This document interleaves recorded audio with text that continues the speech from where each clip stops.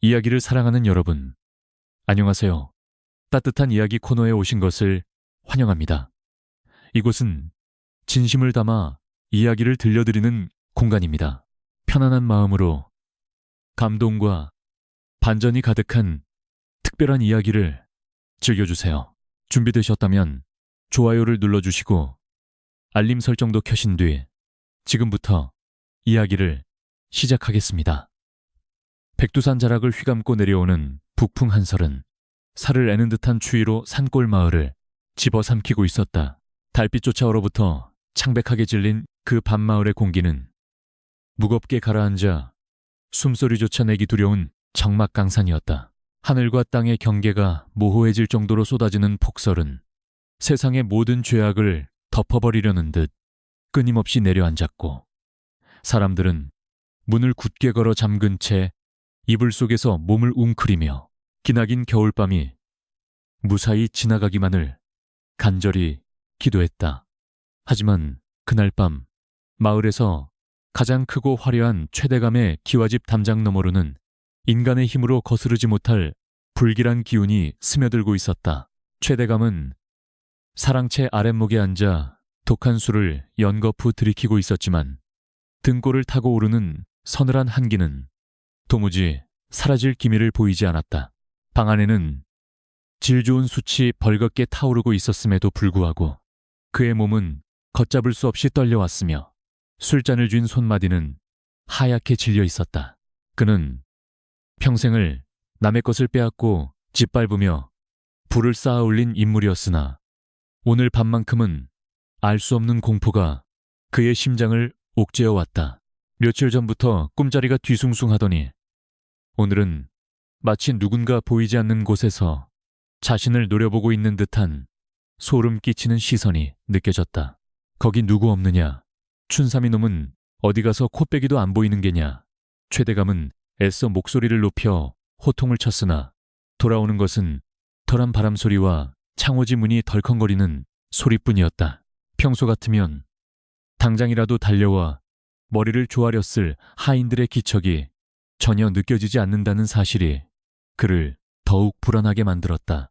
그는 떨리는 손으로 술병을 다시 잡으려 했으나 문득 방문 밖에서 들려오는 기이한 소리에 동작을 멈추고 말았다. 그것은 바람소리도 아니었고, 그렇다고 사람의 발소리라고 하기에는 지나치게 묵직하고 은밀한 소리였다. 마당을 지키고 있어야 할 하인 춘삼은 사실 대문간 옆 행랑채 구석에 숨어 벌벌 떨고 있었다. 그는 조금 전 마구간의 말들이 미친 듯이 날뛰다가 순식간에 조용해지는 것을 목격했고, 뒤이어 코를 찌르는 비릿한 짐승의 누린내를 맡았기 때문이었다. 그것은 산짐승의 냄새와는 차원이 다른 마치 오래된 무덤 속에서 배어나오는 듯한 죽음의 악취였다. 춘삼은 본능적으로 자신의 입을 틀어막았고 감히 밖을 내다볼 생각조차 하지 못한 채 그저 이 밤이 지나가기만을 빌고 또 빌었다. 사랑채의 불빛이 바람에 일렁이며 춤을 추듯 그림자를 만들어냈고 최대감의 눈동자는 공포로 확장되어 문을 뚫어지게 응시했다. 누구냐? 썩 물러가지 못할까? 그의 외침은 공허한 메아리가 되어 방 안을 맴돌았고 곧이어 문 밖에서는 그르렁거리는 낮은 울음소리가 들려왔다. 그것은 맹수의 위협이라기보다는 오랫동안 억눌려온 원망과 징후가 한꺼번에 터져나오는 듯한 비통한 신음소리에 가까웠다. 최대감은 그 소리를 듣는 순간 잊고 지냈던 10년 전의 끔찍한 기억이 뇌리를 스치고 지나가는 것을 느꼈다. 창호지 문이 찢어질 듯한 기세로 열리는 것이 아니라 마치 유령이 들어오듯 스르르 밀려 열렸을 때 최대감은 숨을 멈췄다. 문지방 너머로 드러난 것은 칠흑 같은 어둠 속에서 번뜩이는 두 개의 거대한 눈동자였다. 횃불처럼 타오르는 황금빛 눈동자 안에는 인간을 향한 사리가 가득 차 있었고 그 거대한 덩치는 사랑채의 입구를 가득 채울 만큼 압도적이었다. 그것은 산군이라 불리는 호랑이였으나 일반적인 짐승과는 달리 온몸에서 시퍼런 안광과 함께 기이한 냉기를 뿜어내고 있었다. 최대감은 비명을 지르려 했으나 공포에 질린 성대는 쇠소리만을 내뱉을 뿐이었다. 호랑이는 사냥감을 앞에 둔 맹수처럼 서두르지 않고 천천히 방 안으로 들어섰는데 그 발걸음 하나하나가 바닥을 울리며 최대감의 심장을 짓눌렀다. 놈은 배가 고파서 내려온 것이 아니었다. 놈의 입가에는 침 대신 붉은 핏물이 맺혀 있었고 최대감을 바라보는 눈빛은 마치 죄인을 심판하러 온 저승사자의 그것과 닮아 있었다. 최대감은 뒷걸음질 치다 벽에 부딪혔고 바지가 축축하게 젖어 들어가는 것을 느꼈다. 살 살려주게. 내 재산을 다 주겠네. 제발 목숨만은. 최대감이 비굴하게 애원하며 바닥에 이마를 드섰으나 호랑이는 그 말에 대답이라도 하듯 거대한 앞발을 들어올렸다. 날카로운 발톱이 등잔불 빛을 받아 섬뜩하게 번뜩였고 호랑이는 일말의 망설임도 없이 그 발톱을 최대감의 어깨를 향해 내리꽂았다. 뼈가 으스러지는 소리와 함께 끔찍한 비명이 터져나왔지만 호랑이는 그의 숨통을 바로 끊지 않고 고통을 즐기듯 천천히 아주 잔인하게 살점을 찢어발기기 시작했다.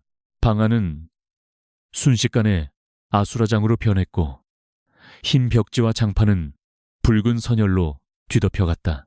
최대감은 고통 속에서 허우적거리며 문 쪽으로 기어가려 했으나 호랑이는 그를 놓아주지 않고 앞발로 짓누르며 그의 얼굴을 정면으로 응시했다. 그 순간 최대감은 호랑이의 눈 속에서 짐승의 것이 아닌 10년 전 추운 겨울날 자신이 외면했던 그 아이의 원망 섞인 눈빛을 보았다. 아니야. 나는 시키는 대로 했을 뿐이야. 그가 마지막으로 내뱉은 변명은 호랑이의 포효 속에 묻혀버리고 말았다. 다음 날 아침 폭설이 멈추고 눈부신 햇살이 비쳤을 때 춘삼은 떨리는 다리를 이끌고 사랑채로 향했다. 밤새 들려왔던 끔찍한 비명소리가 멈춘 지는 오래였으나 사랑채 주변에는 여전히 묘한 정적이 감돌고 있었다. 마당에 쌓인 하얀 눈 위에는 붉은 핏자국이 점점이 흩뿌려져 있었고 활짝 열려있는 방문 너머로는 차마 눈뜨고 볼 수 없는 참혹한 광경이 펼쳐져 있었다. 춘삼은 문지방을 넘기도 전에 다리에 힘이 풀려 그 자리에 주저앉고 말았다. 최대감의 시신은 갈기갈기 찢겨 형체를 알아볼 수 없을 정도였으나 기이하게도 신체의 어느 한 부분도 사라지지 않은 채 그대로 남아 있었다. 호랑이는 그를 잡아먹기 위해 온 것이 아니라 오로지 죽이고 파괴하기 위해 온 것이 분명했다.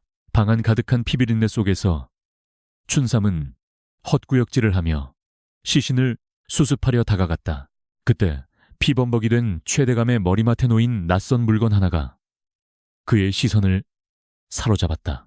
그것은 낡고 해져서 색이 바랜 작은 꽃인 한 짝이었다.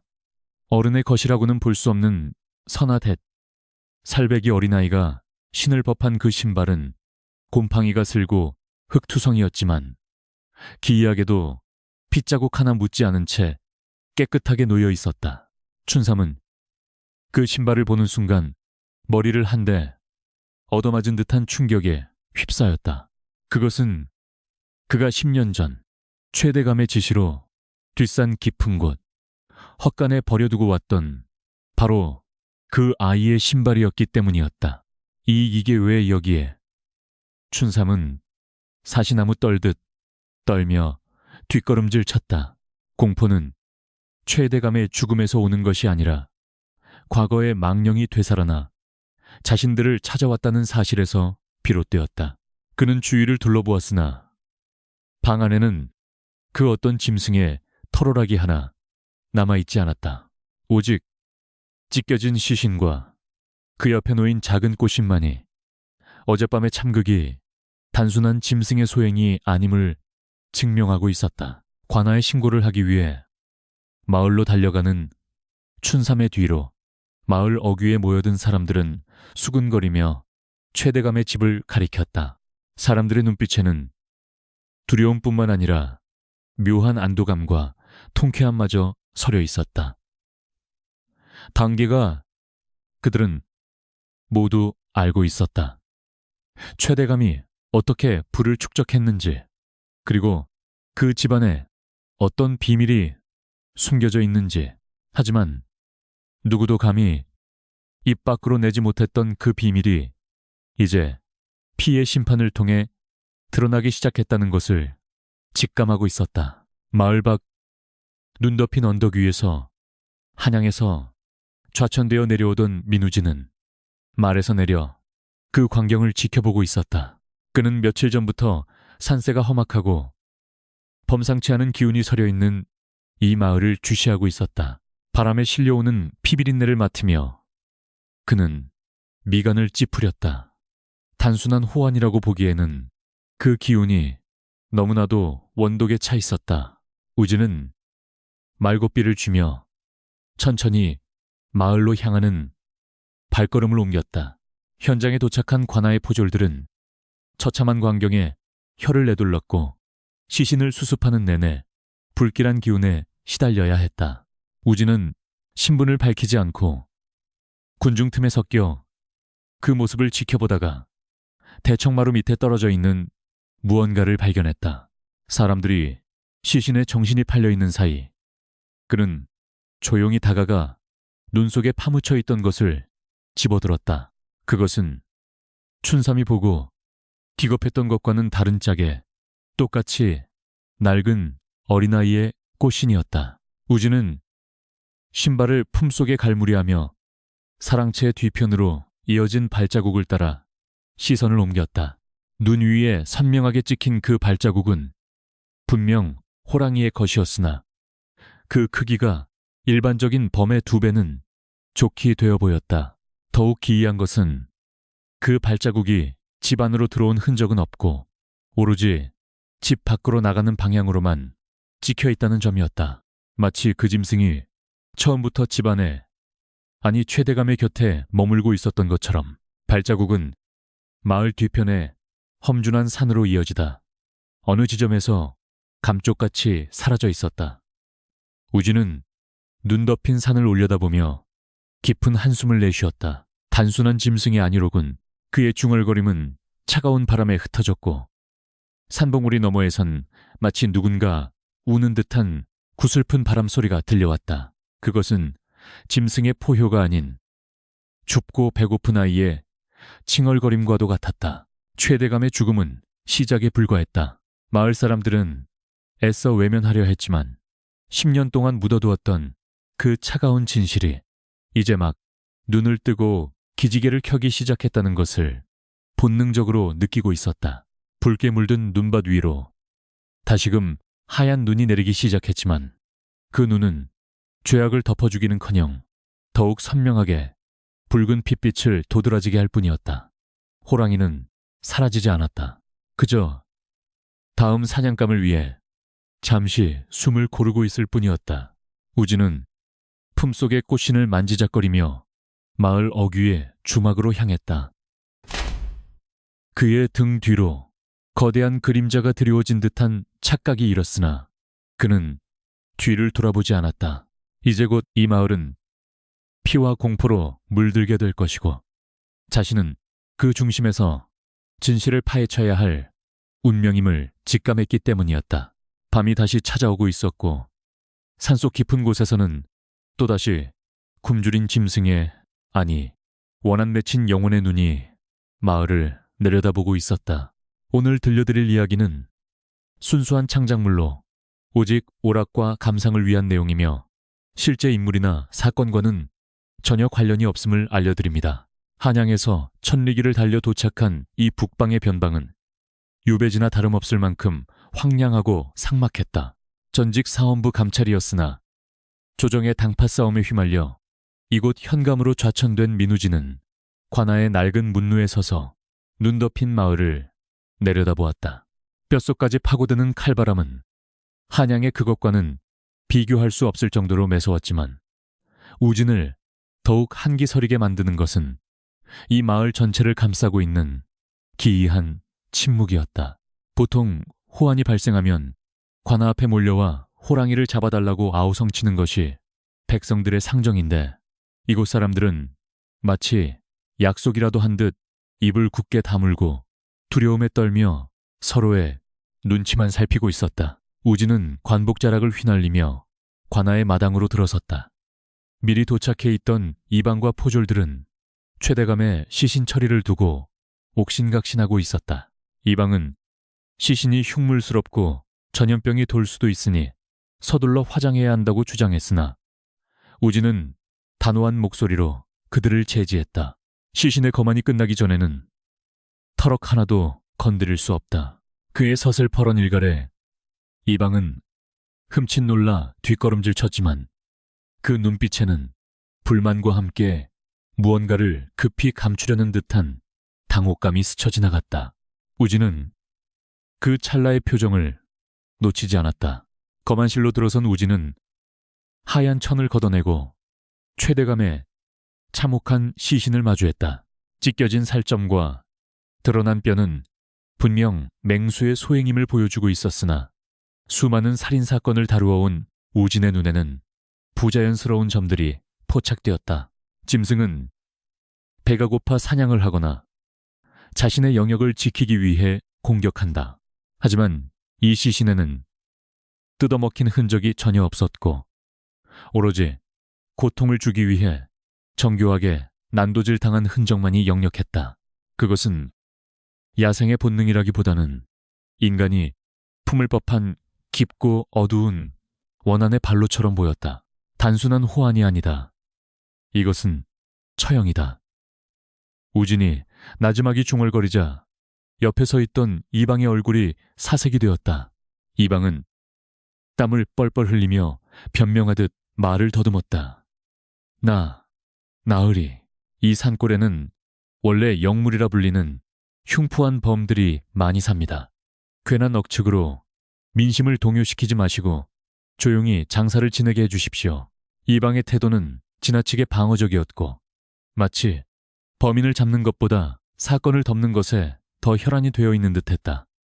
우진은 차가운 눈빛으로 이방을 쏘아보며 생각했다. 이 관아에 누구도 믿을 수 없다. 거만을 마친 우진은 평복으로 갈아입고 마을로 나갔다. 관복을 입고서는 들을 수 없는 백성들의 진짜 이야기를 듣기 위함이었다. 하지만 마을의 분위기는 그의 예상보다 훨씬 더 폐쇄적이었다.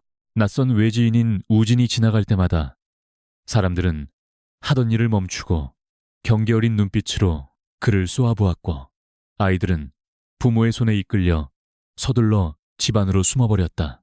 그들의 눈에는 슬픔보다는 들키지 말아야 할 것을 들킬까봐 전전긍긍하는 죄인의 기색이 역력했다.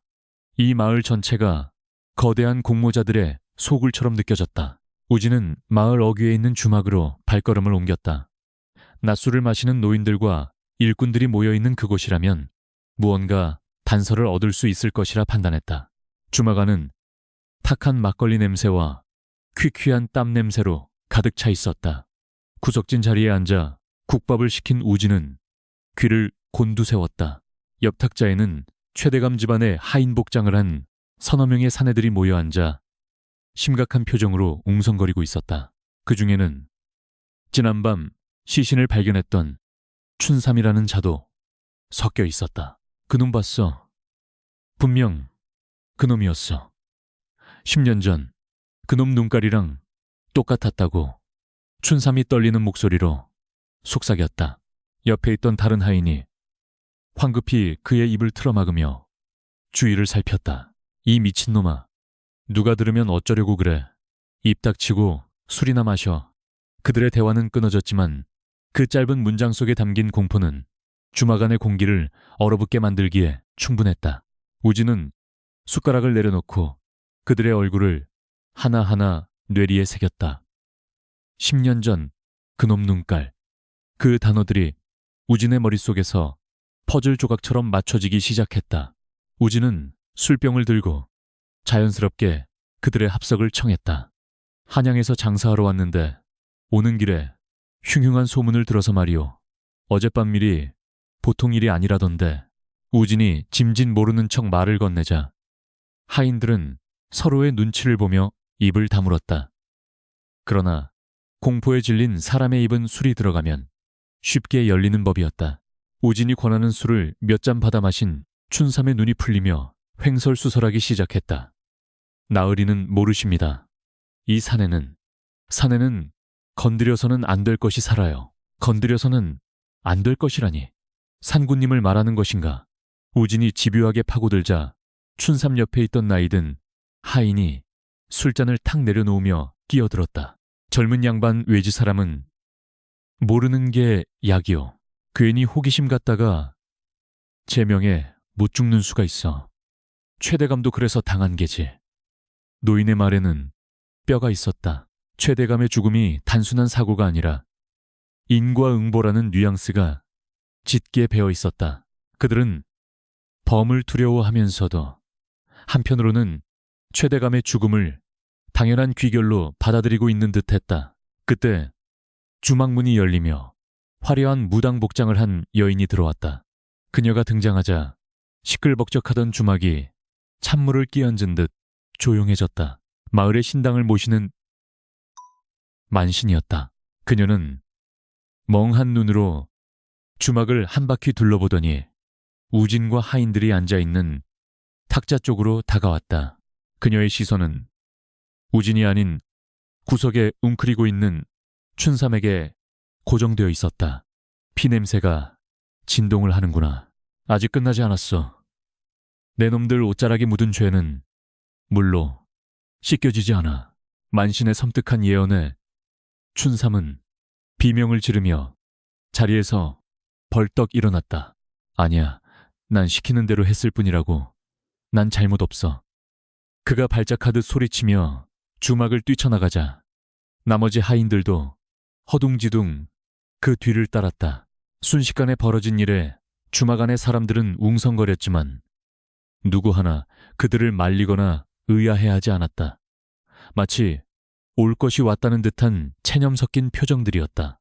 우진은 도망치는 춘삼의 뒷모습을 보며 확신했다. 이 사건의 열쇠는 저들이 쥐고 있다. 주막을 나온 우진은 춘삼이 떨어뜨리고 간 집신 한 짝을 내려다보았다. 어젯밤 현장에서 주운 아이의 꽃신과 묘하게 겹쳐 보이는 이미지였다. 최대감의 집에서 발견된 아이의 신발, 그리고 공포에 질려 시키는 대로 했다고 외치는 하인.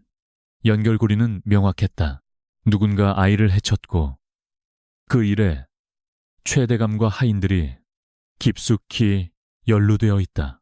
그리고 지금 인간의 법으로 심판하지 못한 그 죄를 짐승의 탈을 쓴 무언가가 집행하고 있는 것이다. 관하로 돌아오는 길, 해는 이미 서산으로 넘어가고 있었고 마을은 빠르게 어둠에 잠식당하고 있었다.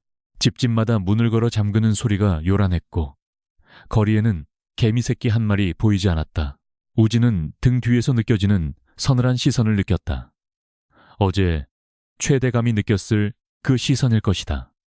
하지만 우진은 두려움보다는 분노가 앞섰다. 죄 없는 아이를 희생시킨 자들이 뻔뻔하게 살아남아 이제 와서 자신들의 목숨을 구걸하고 있는 꼴이 역겨웠다. 방으로 돌아온 우진은 촛불을 켜고 품속에서 아이의 꽃신을 꺼냈다. 불빛 아래서 본 꽃신은 더욱 처연하고 슬퍼 보였다. 그는 붓을 들어 종이 위에 사건의 관계도를 그리기 시작했다. 중심에는 죽은 최대감이 있었고 그 주위로 춘삼을 비롯한 하인들, 그리고 침묵하는 이방과 마을 사람들이 있었다. 그리고 가장자리에는 물음표와 함께 호랑이와 아이를 적어 넣었다. 아직 밝혀지지 않은 아이의 정체야말로 이 연쇄살인의 시작점이자 끝일 것이다. 밤이 깊어지자 바람소리는 더욱 거세져 마치 누군가의 울음소리처럼 창호지를 때렸다. 우진은 잠을 청하지 못하고 벽에 기대어 앉아 있었다. 관아의 담장 너머 어둠 속에서 들려오는 미세한 발자국 소리가 그의 예민한 청각을 자극했다. 그것은 사람의 발소리가 아니었다. 눈 밟는 소리조차 나지 않는 은밀하고 가벼운, 그러면서도 묵직한 살기를 품은 발걸음이었다. 놈이 다시 왔다. 우진은 직감적으로 다음 타겟이 정해졌음을 깨달았다. 멀리서 들려오는 개의 짖는 소리가 뚝 끊어졌다. 마을의 개들조차 그 존재의 위압감에 짓눌려 숨을 죽인 것이다. 우진은 장검을 챙겨 들고 조용히 방문을 열었다. 마당에는 하얀 눈만이 쌓여 있었지만 공기 중에는 어제 맡았던 그 비릿하고 묵은 피 냄새가 희미하게 떠다니고 있었다. 냄새는 관아 쪽이 아니라 마을의 북쪽, 낡은 초가집들이 모여있는 곳으로 흐르고 있었다. 그곳은 아까 주막에서 보았던 늙은 하인들이 사는 방향이었다. 서둘러야 한다. 우진은 신발을 꿰어 신고 어둠 속으로 몸을 날렸다. 그가 어둠을 헤치고 달리는 동안 머릿속에서는 만신의 말이 맴돌았다. 아직 끝나지 않았다. 이것은 단순한 복수가 아니라 철저한 청소였다. 과거의 흔적을 지우려는 자들과 그 흔적을 다시 파내어 피로 씻으려는 존재의 경주가 시작된 것이다. 우진의 발자국 뒤로 또 다른 거대한 발자국이 소리 없이 찍혔다 사라지고 있었다.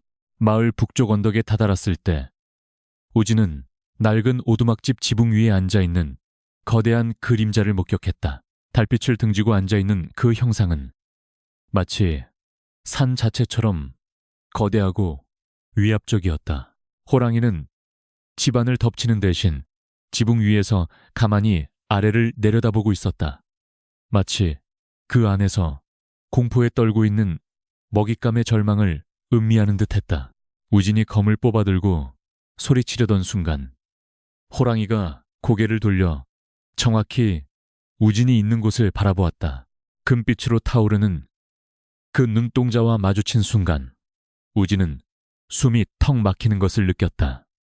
그것은 짐승의 눈이 아니었다. 천년의 하늘 품은 인간의 눈보다 더 깊고 슬픈 지옥에서 돌아온 악귀의 눈이었다. 호랑이는 우진에게 경고하듯 짧게 그르렁거리더니 순식간에 지붕 아래로 몸을 던졌다. 곧이어 오두막 안에서 끔찍한 비명이 터져 나왔다.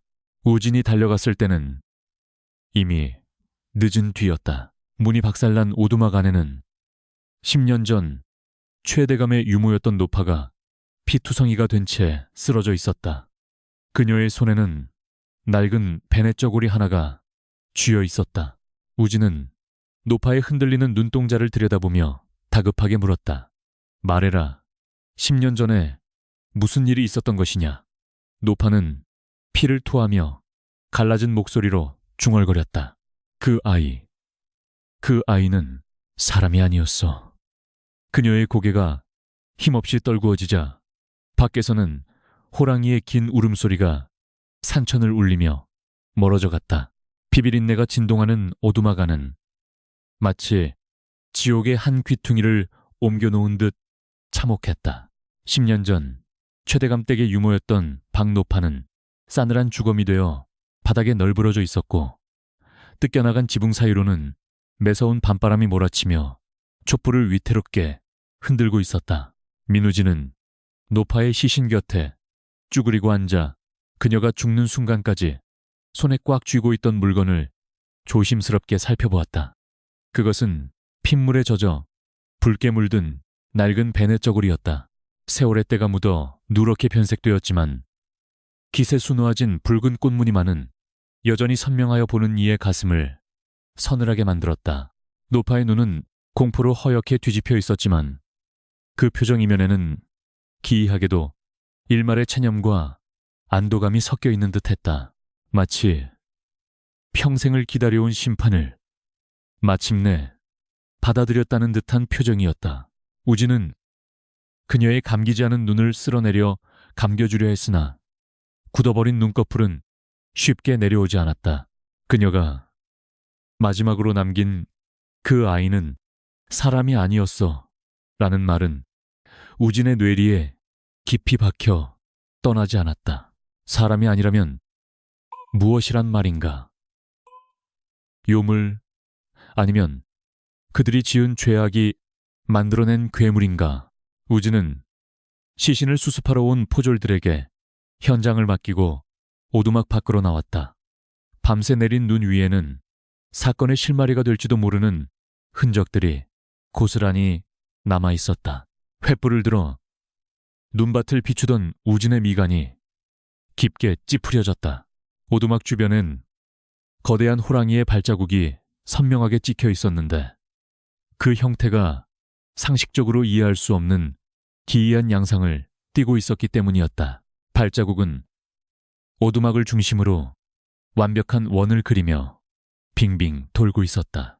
마치 보이지 않는 결계라도 치듯 집 주위를 맴돈 흔적은 있었으나 그 원 안으로 들어가거나 밖으로 나간 발자국은 단 하나도 존재하지 않았다.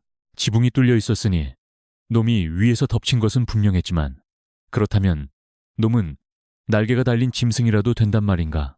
도약할 때 생기는 짓눌린 흔적조차 없이 오두막 주변을 포위하듯 찍힌 발자국들은 단순한 사냥의 흔적이 아니라 집안에 갇힌 먹잇감을 극한의 공포로 몰아넣기 위한 일종의 의식처럼 보였다.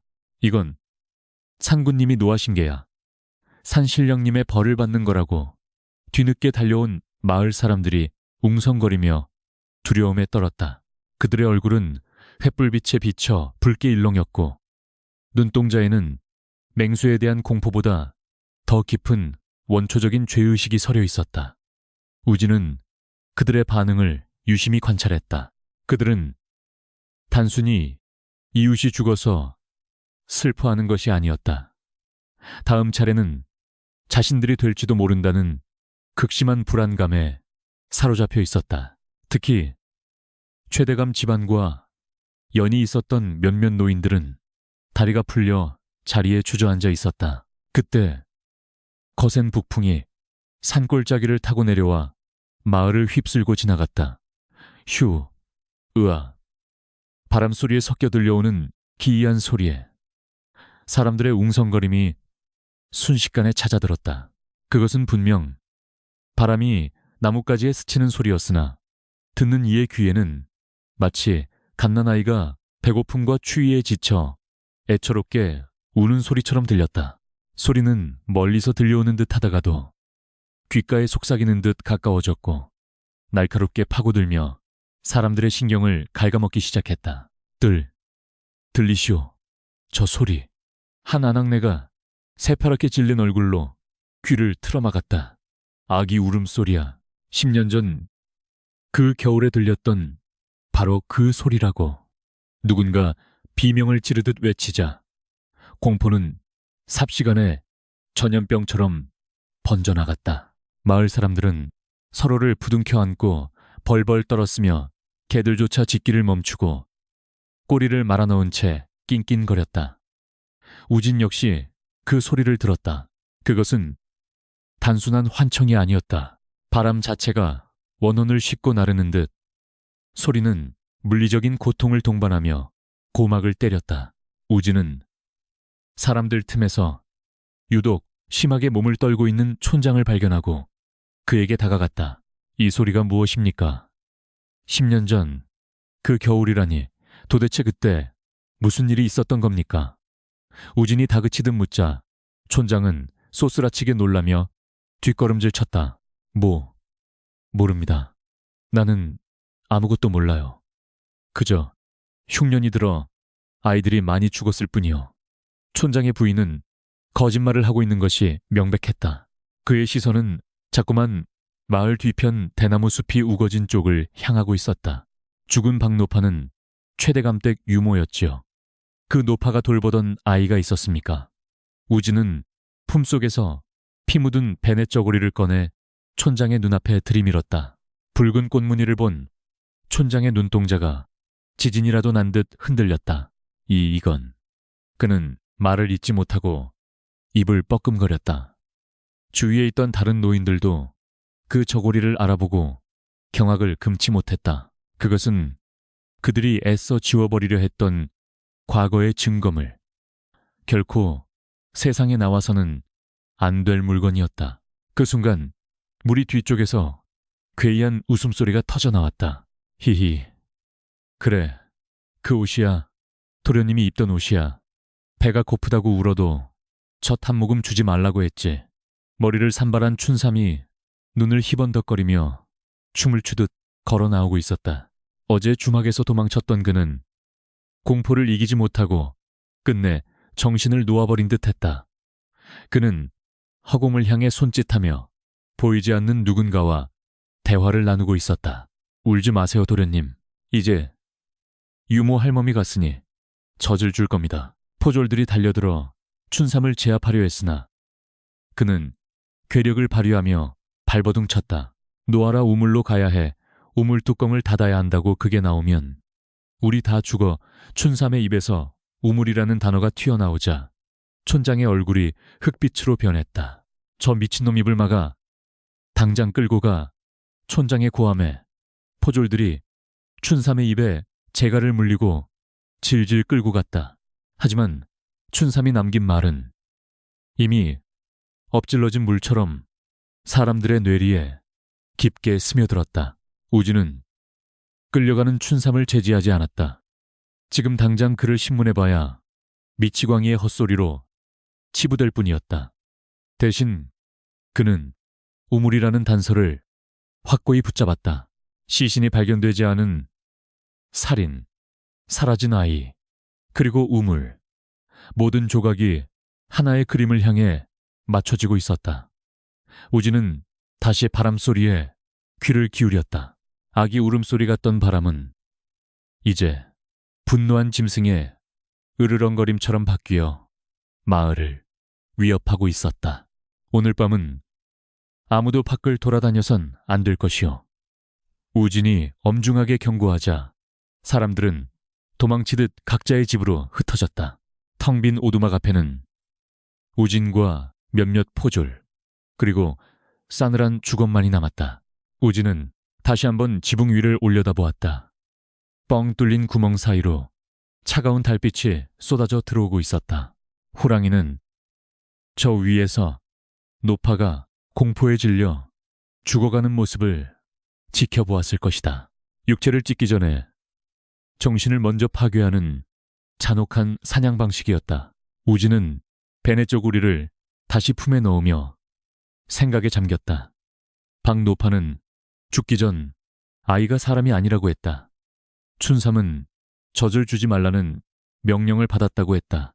그렇다면 그 아이는 태어날 때부터 저주받은 존재로 낙인 찍혀 가장 보호받아야 할 어미와 유모로부터 버림받고 학대당했다는 뜻인가? 인간이 짐승보다 못한 짓을 저질렀다면 짐승이 인간을 심판하러 온 것이 과연 이상한 일인가? 우진의 가슴 속에서 뜨거운 분노가 치밀어 올랐다. 우리나 그 글은 이런 그는 발길을 돌려 춘삼이 횡설수설하며 가리켰던 대나무 숲 쪽을 바라보았다. 바람이 대나무 잎을 흔들며 사각사각 소리를 냈다. 그 소리는 마치 수많은 사람들이 숨죽여 속삭이는 소리처럼 들렸다. 우진은 본능적으로 그곳에 이 마을의 가장 추악한 비밀이 묻혀 있음을 직감했다. 하지만 섣불리 움직일 수는 없었다. 호랑이는 아직 배가 고프다. 놈은 사냥을 멈추지 않을 것이고 다음 타겟은 분명 이 비밀을 주도적으로 은폐한 자일 것이다. 관아로 돌아온 우진은 잠을 이루지 못하고 마루에 걸터 앉았다. 그러나 멀리서 들려오던 울음소리는 잦아들었지만 대신 마을 전체가 거대한 무덤 속에 들어온 듯 무거운 침묵에 잠겨 있었다. 그는 칼을 옆에 두고 눈을 감았다. 머릿속에서 10년 전에 눈 내리는 밤, 춥고 어두운 곳에 갇혀 울고 있는 아이의 모습이 그려졌다. 그 아이의 눈물은 눈이 되어 내리고 그 원한은 범이 되어 돌아왔다. 새벽녘 우진은 밖에서 들려오는 까마귀 소리에 눈을 떴다. 불길한 예감이 스치고 지나갔다.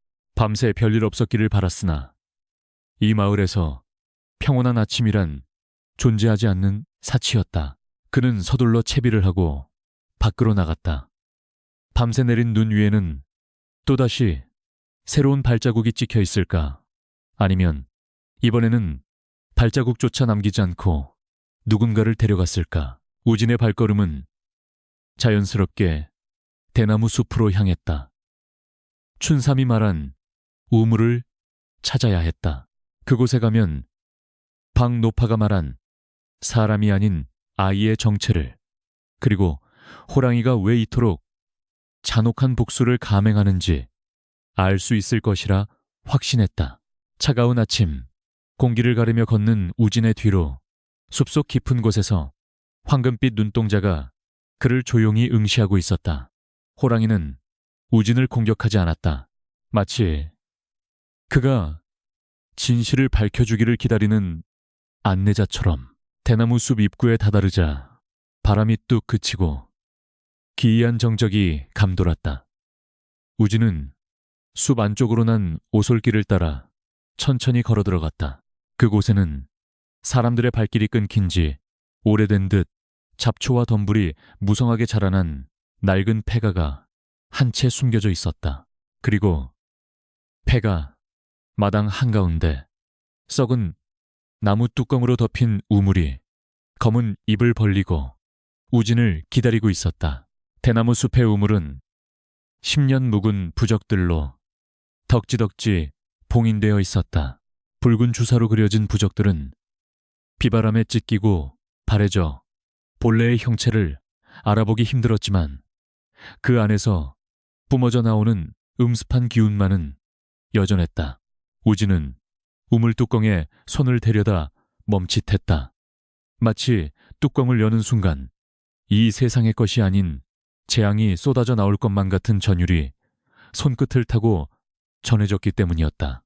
그는 이곳을 무턱대고 파헤치기보다는 먼저 이 우물 속에 묻혀야만 했던 존재가 누구인지, 왜 기록조차 남기지 못한 채 사라져야 했는지를 밝혀내는 것이 순서라고 판단했다. 관아의 호방은 우진이 호적대장을 요구하자 당혹감을 감추지 못했다. 그는 손을 떨며 먼지 쌓인 서가에서 낡은 장부들을 꺼내왔지만 유독 10년 전의 기록이 담긴 책을 건네줄 때는 눈을 마주치지 못했다. 우진이 책장을 넘기는 소리만이 적막한 방안을 채웠고 호방에 거친 숨소리는 그의 불안을 대변하고 있었다. 최대감, 집안의 가계도를 훑어내려가던 우진의 손이 멈췄다. 기묘하게도 특정 연도의 기록이 누군가에 의해 인위적으로 찢겨나간 흔적이 발견된 것이다. 이게 무슨 짓인가? 관청의 문서가 훼손되어 있다니. 우진의 추궁의 호방은 털썩 무릎을 꿇었다. 죽을 죄를 지었습니다.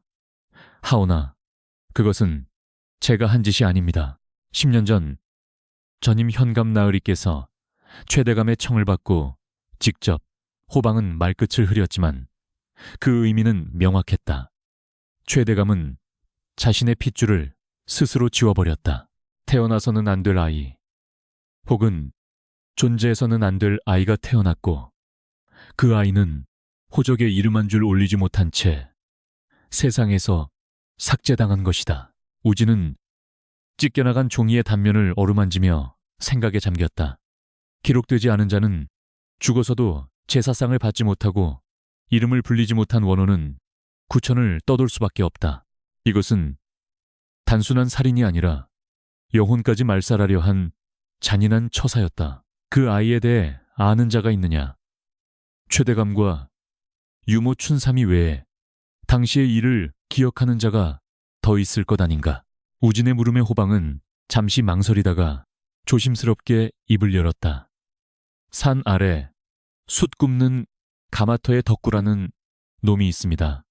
예전에 최 대감댁 마당소였는데 호방의 말에 따르면 덕구는 10년 전 어느 날 밤 갑작스러운 사고로 혀를 잃고 벙어리가 되어 쫓겨났다고 했다. 우진은 직감적으로 그 사고가 아이의 죽음과 깊은 연관이 있음을 깨달았다. 그는 즉시 관할을 나와 가마터로 향했다. 마을과 동떨어진 산기변에 위치한 가마터는 검은 연기를 내뿜으며 을씨년스러운 분위기를 자아내고 있었다. 그곳에서 숯검댕이로 얼굴을 뒤덮은 채 묵묵히 일하고 있는 사내 덕구를 발견할 수 있었다. 덕구는 낯선 인기척에 놀라 도끼를 들고 경계태세를 취했다. 그의 눈빛은 짐승처럼 거칠었지만 그 안에는 깊은 두려움과 상처가 자리 잡고 있었다. 우진은 양손을 들어 적의가 없음을 보이며 천천히 다가갔다. 나는 너를 해치러 온 것이 아니다. 10년 전 그 집에서 사라진 아이에 대해 묻고 싶을 뿐이다. 아이라는 단어가 나오자 덕구의 도끼를 든 손이 힘없이 떨구어졌다. 그의 눈에서 굵은 눈물이 주르륵 흘러내려 검댕이 묻은 뺨을 타고 기를 냈다. 말을 할 수 없는 덕구는 우진을 자신의 움막으로 이끌었다.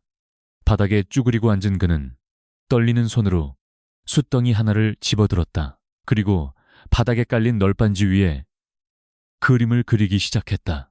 서툰 솜씨였지만 그가 묘사하는 장면은 말보다 더 생생하게 당시의 참상을 전달하고 있었다. 첫 번째 그림은 기와집의 안채가 아닌 굳게 잠긴 광이었다. 한겨울의 매서운 추위를 표현하듯 광 주변에는 빗금이 쳐져 있었고 그 안에는 조그만 형체가 웅크리고 있었다. 덕구는 그림 속의 아이를 그리면서 괴로운 신음소리를 냈다. 아이의 형체는 앙상하게 말라 있었고 뼈만 남은 손으로 문살을 잡고 있는 모습이었다. 우진은 숨을 죽이고 그 과정을 지켜보았다. 덕구는 이어서 광 밖에서 주위를 살피며 몰래 주먹밥을 밀어넣는 자신의 모습을 그렸다. 하지만 다음 장면에서 거대한 손이 덕구의 머리채를 휘어잡는 모습이 그려졌다. 최대감이었다. 덕구는 자신의 입을 가리키며 혀가 잘리는 신압을 했다. 아이에게 밥을 준 대가는 참혹한 침묵이었다. 그림은 계속되었다. 덕구가 쫓겨난 후 광문은 판자로 못질되어 완전히 봉쇄되었다. 아이는 어둠 속에 갇혀 물 한 모금 마시지 못한 채 서서히 말라 죽어갔다. 덕구는 아이의 마지막 모습을 그릴 때 차마 널빤지를 보지 못하고 고개를 돌렸다. 그림 속의 아이는 눈을 감지 못한 채 죽어 있었고 그 주변으로 검은 오라 같은 것이 피어오르고 있었다. 그것은 원한이었다. 굶주림과 추위, 그리고 버림받은 고통이 응축되어 만들어진 검은 기운이었다. 그 아이, 이름이 있었느냐? 우진의 물음에 덕구는 고개를 가로저었다. 이름조차 없었다. 그저 괴물, 저주받은 것으로 불리며 짐승보다 못한 취급을 받다가 잊혀진 존재였다. 우진은 가슴 한구석이 묵직하게 내려앉는 것을 느꼈다. 맹수가 되어 돌아온 것은 호랑이가 아니었다. 그것은 이름 없이 죽어간 아이의 굶주림 그 자체였다.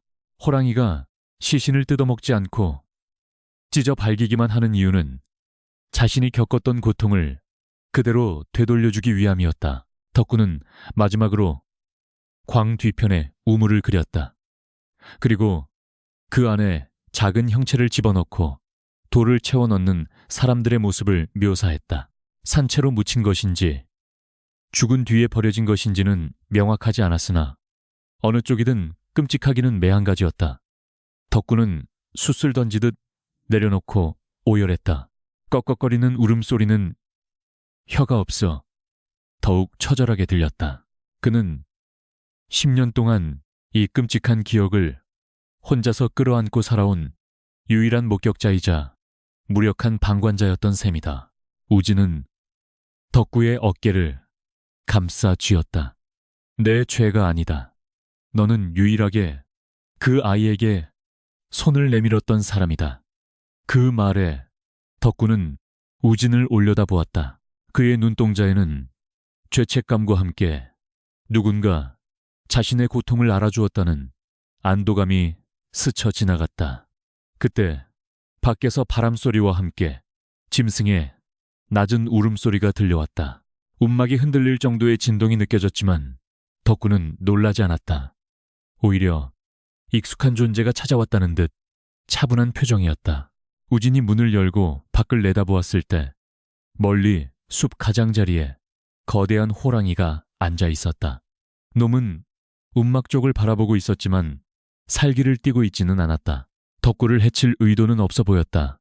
호랑이는 마치 덕구의 증언을 확인하러 온 것처럼 잠시 머물다 우진과 눈이 마주치자 천천히 몸을 돌려 어둠 속으로 사라졌다. 놈은 알고 있었다. 누가 자신에게 돌을 던졌고 누가 밥을 주려 했는지. 호랑이의 복수에는 명확한 기준이 있었다. 놈은 다음 사냥감을 찾고 있다. 우진은 직감했다. 최대감과 유모는 시작에 불과했다. 아이를 가두고 굶기고 우물에 던져버린 자들은 아직 더 남아있었다. 그리고 그들은 지금 공포에 떨며 자신들만의 방식으로 살아남을 궁리를 하고 있을 것이다. 우진은 덕구에게 감사를 표하고 산을 내려왔다. 그의 손에는 덕구가 그려준 지워진 진실의 지도가 들려 있었다. 마을로 돌아온 우진은 다시금 관아의 기록을 뒤졌다. 찢겨진 페이지 앞뒤의 기록들을 대조하여 당시 최대감댁에 드나들었던 자들, 그리고 마을의 대소사를 관장했던 자들의 명단을 작성했다. 그 명단에는 현 촌장과 몇몇 유지들, 그리고 당시 사건을 묵인했던 전임 현감의 이름까지 포함되어 있었다. 이것은 단순한 가족사가 아니었다. 마을 전체가 공범이었다. 밤이 깊어지자 우진은 춘삼이 갇혀있는 옥사로 향했다. 춘삼은 여전히 넋이 나간 채 벽을 보고 중얼거리고 있었다. 배고파, 배고파요. 그것은 춘삼 자신의 배고픔이 아니라 빙이 된 듯 읊조리는 죽은 아이의 목소리였다. 우진은 춘삼의 멱살을 잡고 흔들었다. 정신 차려라. 내 놈이 우물 뚜껑을 닫을 때 아이는 살아있었느냐. 우진의 호통에 춘삼의 초점 없는 눈동자가 잠시 돌아왔다. 살아있었어. 춘삼의 입에서 나온 말은 우진의 예상보다 훨씬 더 충격적이었다. 우물 안에서 살려달라고 손톱으로 벽을 긁는 소리가 며칠 동안이나 들렸어. 춘삼은 다시 공포에 질려 비명을 지르기 시작했다. 우진은 주먹을 꽉 쥐었다. 그들은 아이를 죽인 것이 아니라 산채로 지옥에 가둔 것이었다. 그 시각 마을 회관에 모여 대책을 논의하던 촌장과 유지들의 귀에도 기이한 소리가 들려오기 시작했다. 바드득, 바드득. 그것은 마치 누군가 손톱으로 나무 판자를 긁는 듯한 소리였다. 소리는 발밑에서부터 올라오고 있었다. 그들의 안색이 하얗게 질렸다. 잊고 싶었던, 아니 잊어야만 했던 그 소리가 10년의 세월을 뛰어넘어 다시금 그들의 숨통을 조여오고 있었다. 호랑이는 이제 그들의 문 앞까지 당도해 있었다. 마을은 해가 지기도 전부터 거대한 공포에 잠식되어 있었다. 촌장과 유지들은 마지막 수단으로 인근에서 가장 영험하다는 만신을 불러들여 대규모 구판을 벌이기로 결정했다. 마을 광장 한복판에는 돼지머리와 시루떡 5색 과일이 산더미처럼 쌓인 제단이 차려졌고 사방에는 잡기를 쫓는다는 붉은 깃발이 음산한 바람에 펄럭이고 있었다. 사람들은 굿이 이 재앙을 멈추게 해주기를 간절히 바랐지만 그들의 표정에는 희망보다 체념과 불안이 더 짙게 드리워져 있었다. 징과 꽹과리 소리가 밤하늘을 찢을 듯 울려 퍼지기 시작했다. 화려한 무복을 입은 만신은 맨발로 작두 위를 오가며 신들린 듯 춤을 추었다. 그녀의 몸짓은 격렬했고 손에 든 방울 소리는 짤랑짤랑거리며 사람들의 혼을 쏙 빼놓았다.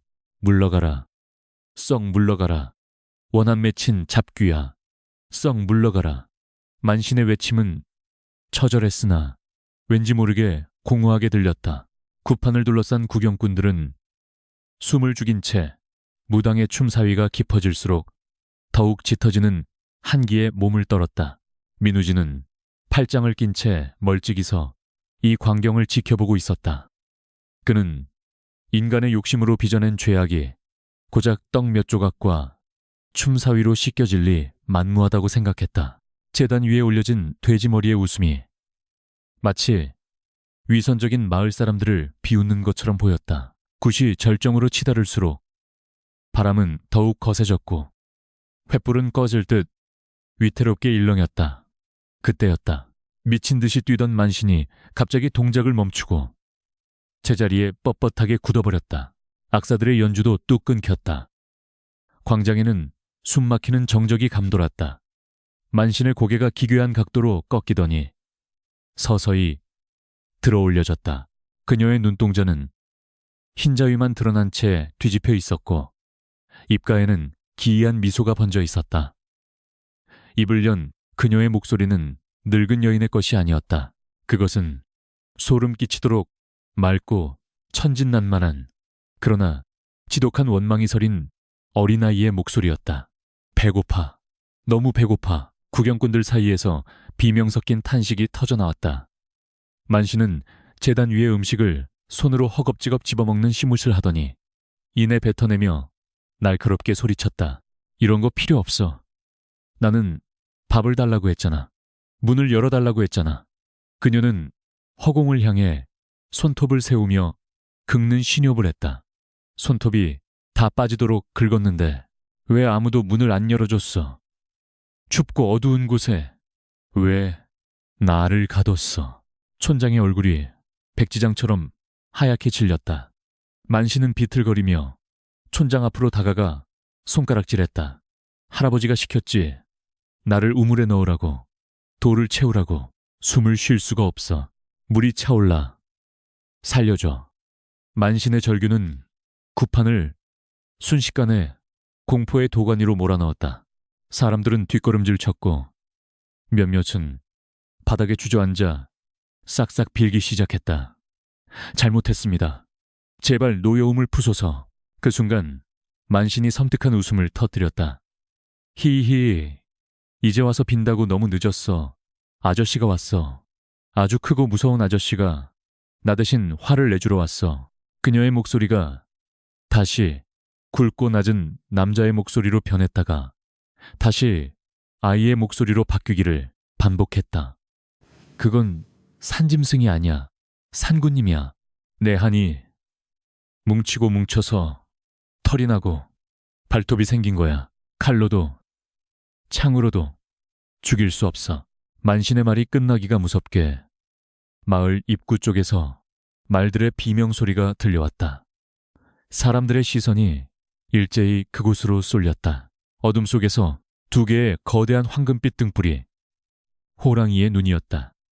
놈은 횃불이 닿지 않는 어둠의 경계선에 서서 고요하고 압도적인 자태로 구판을 내려다보고 있었다.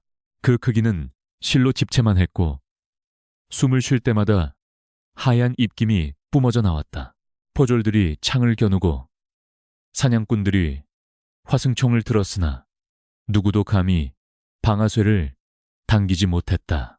호랑이에게서 뿜어져 나오는 살기가 그들의 오금을 저리게 만들었기 때문이었다. 호랑이는 포효하지 않았다. 달려들지도 않았다.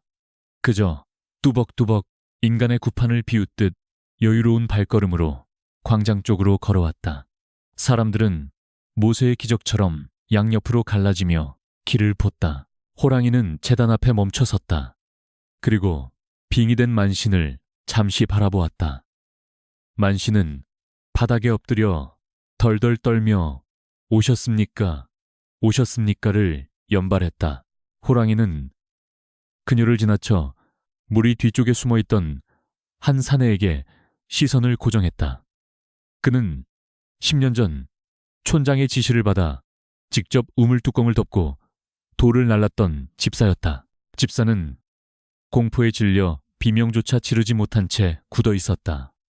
호랑이의 황금빛 눈동자가 오직 그만을 담고 있었다. 그 눈빛은 너를 기억한다는 명백한 신호였다. 주위 사람들은 모두 숨을 죽였고 집사의 바지가 축축하게 젖어 들어갔다. 호랑이는 천천히 입을 벌려 송곳니를 드러냈다. 당장이라도 물어뜯을 듯한 기세였으나 놈은 공격하지 않았다. 대신 천둥 같은 소리로 짧게 그르렁거리며 집사의 영혼 깊숙이 공포를 각인시켰다. 그것은 죽음보다 더한 형벌의 예고였다. 도망쳐보라는 조롱이자 언제든 널 죽일 수 있다는 선전포고였다.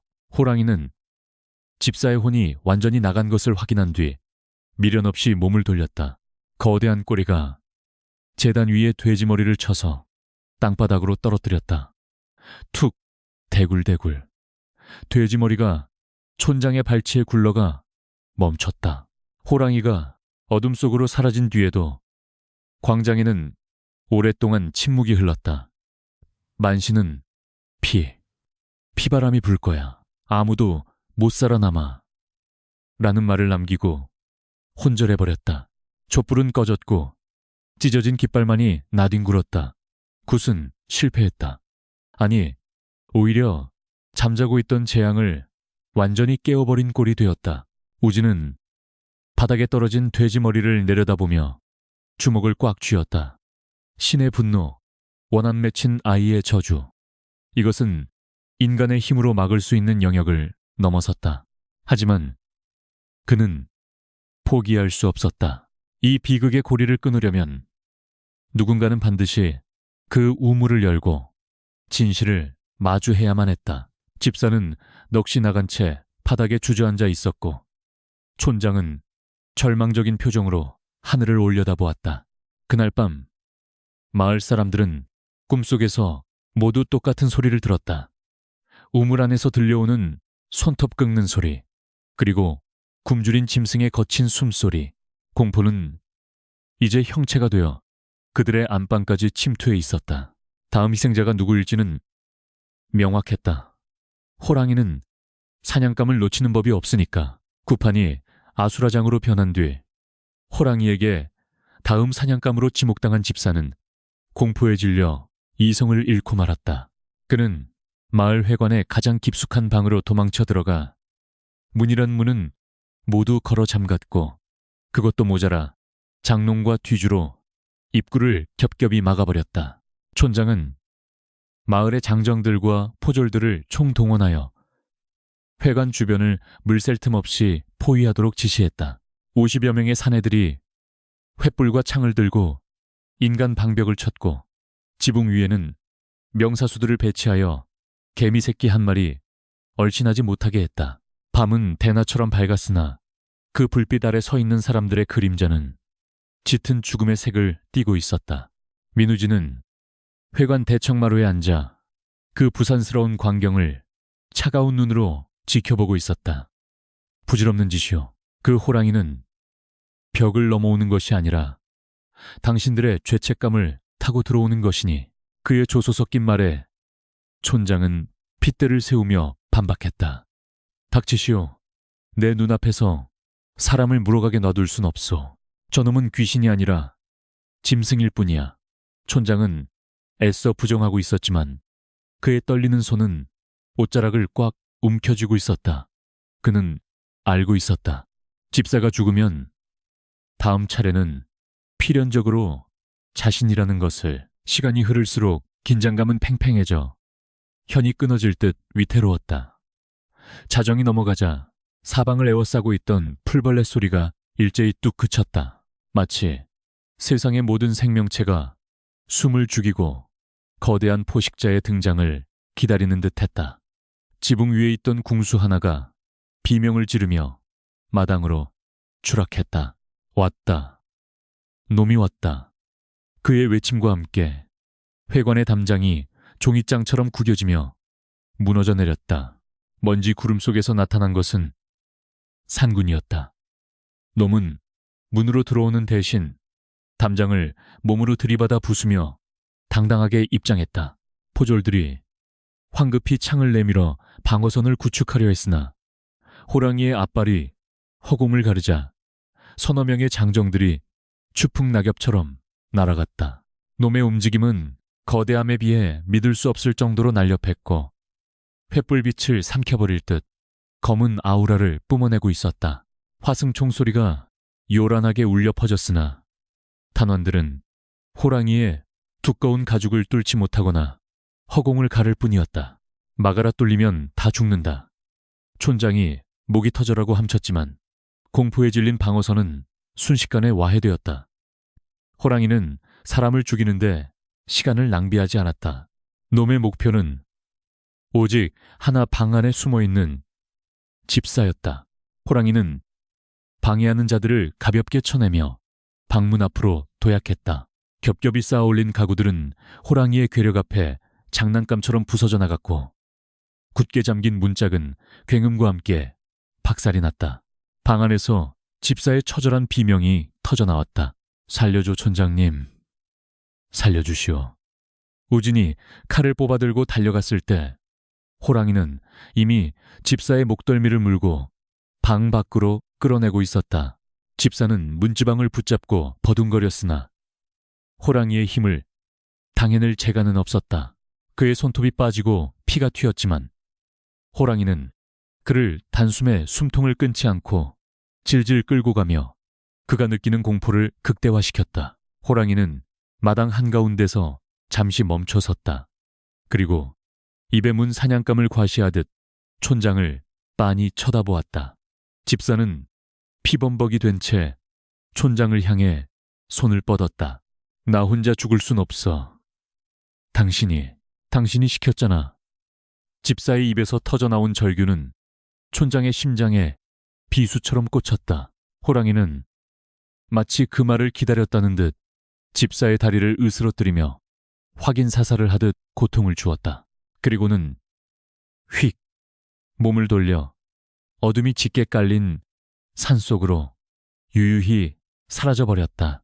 순식간에 벌어진 납치극의 회관은 침묵에 휩싸였다. 마당에는 집사가 끌려간 핏자국만이 선명하게 남아있었고 촌장은 다리에 힘이 풀려 주저앉고 말았다. 우진은 핏자국 옆에 떨어진 장부를 주워들었다. 집사가 품에 안고 있던 금전 출납부였다.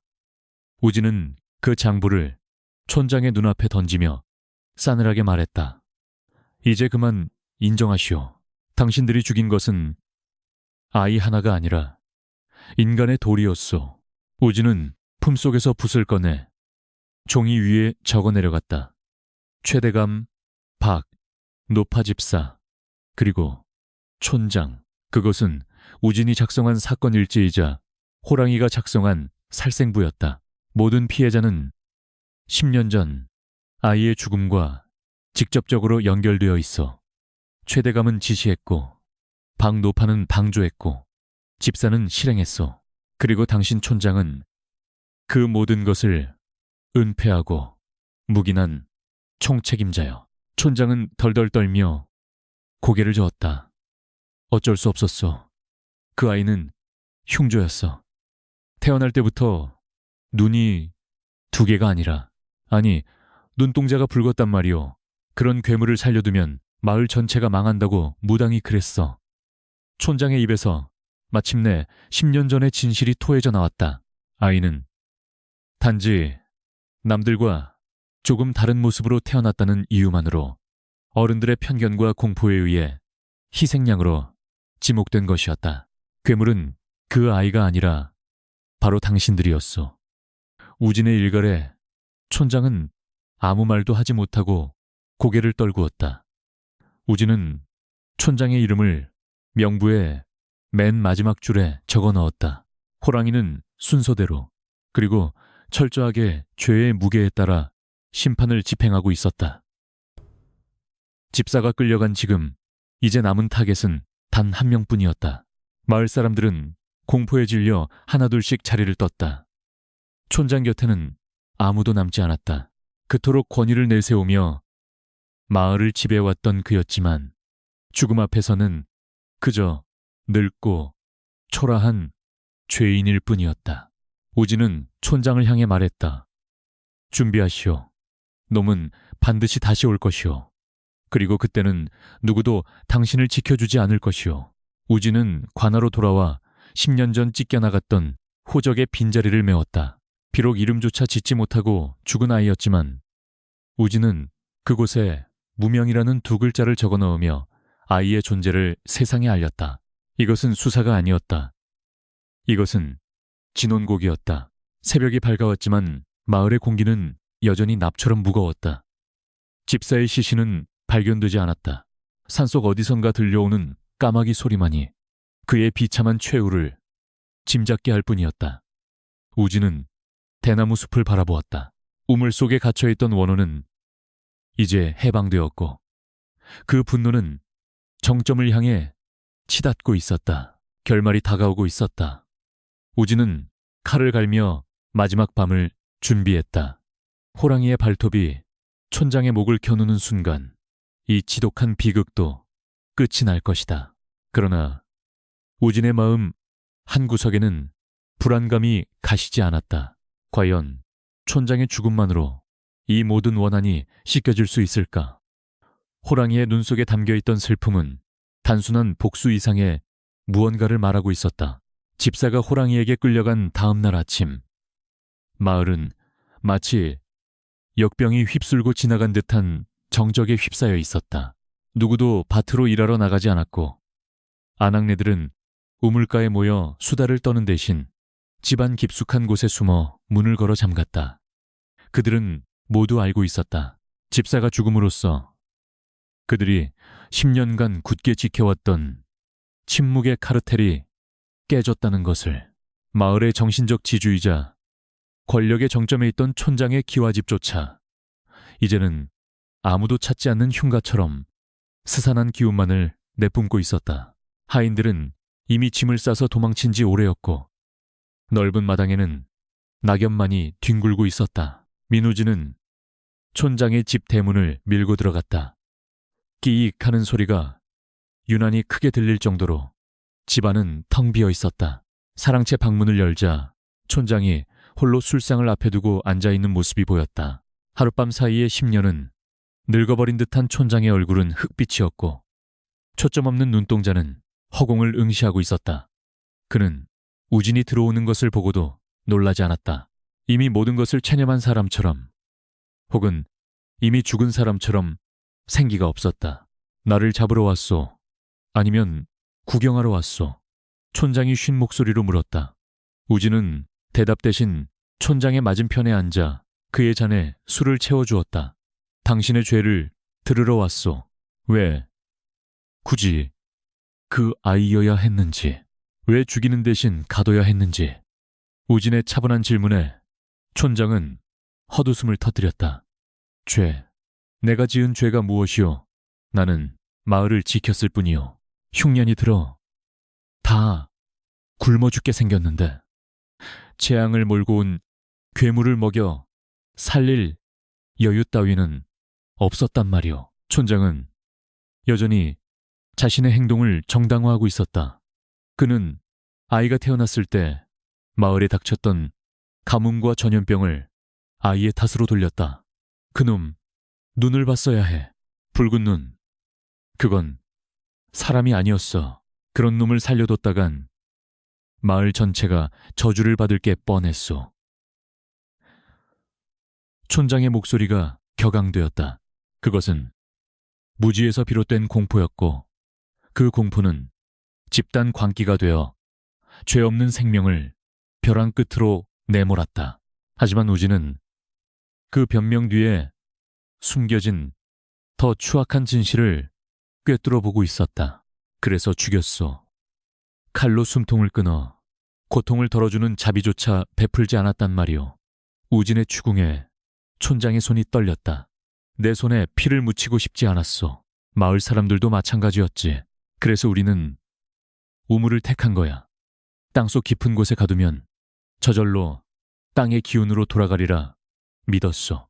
그것은 살인이 아니라고, 그저 자연의 섭리에 맡긴 것이라고 스스로를 세뇌해온 비겁한 자기 합리화였다. 생매장이었군요. 우진의 짧은 한마디가 촌장의 가슴을 찔렀다. 촌장은 괴로운 듯 머리를 감싸 쥐었다. 우물 뚜껑을 덮고 나서 사흘 동안이나 울음소리가 들렸어. 엄마, 추워요.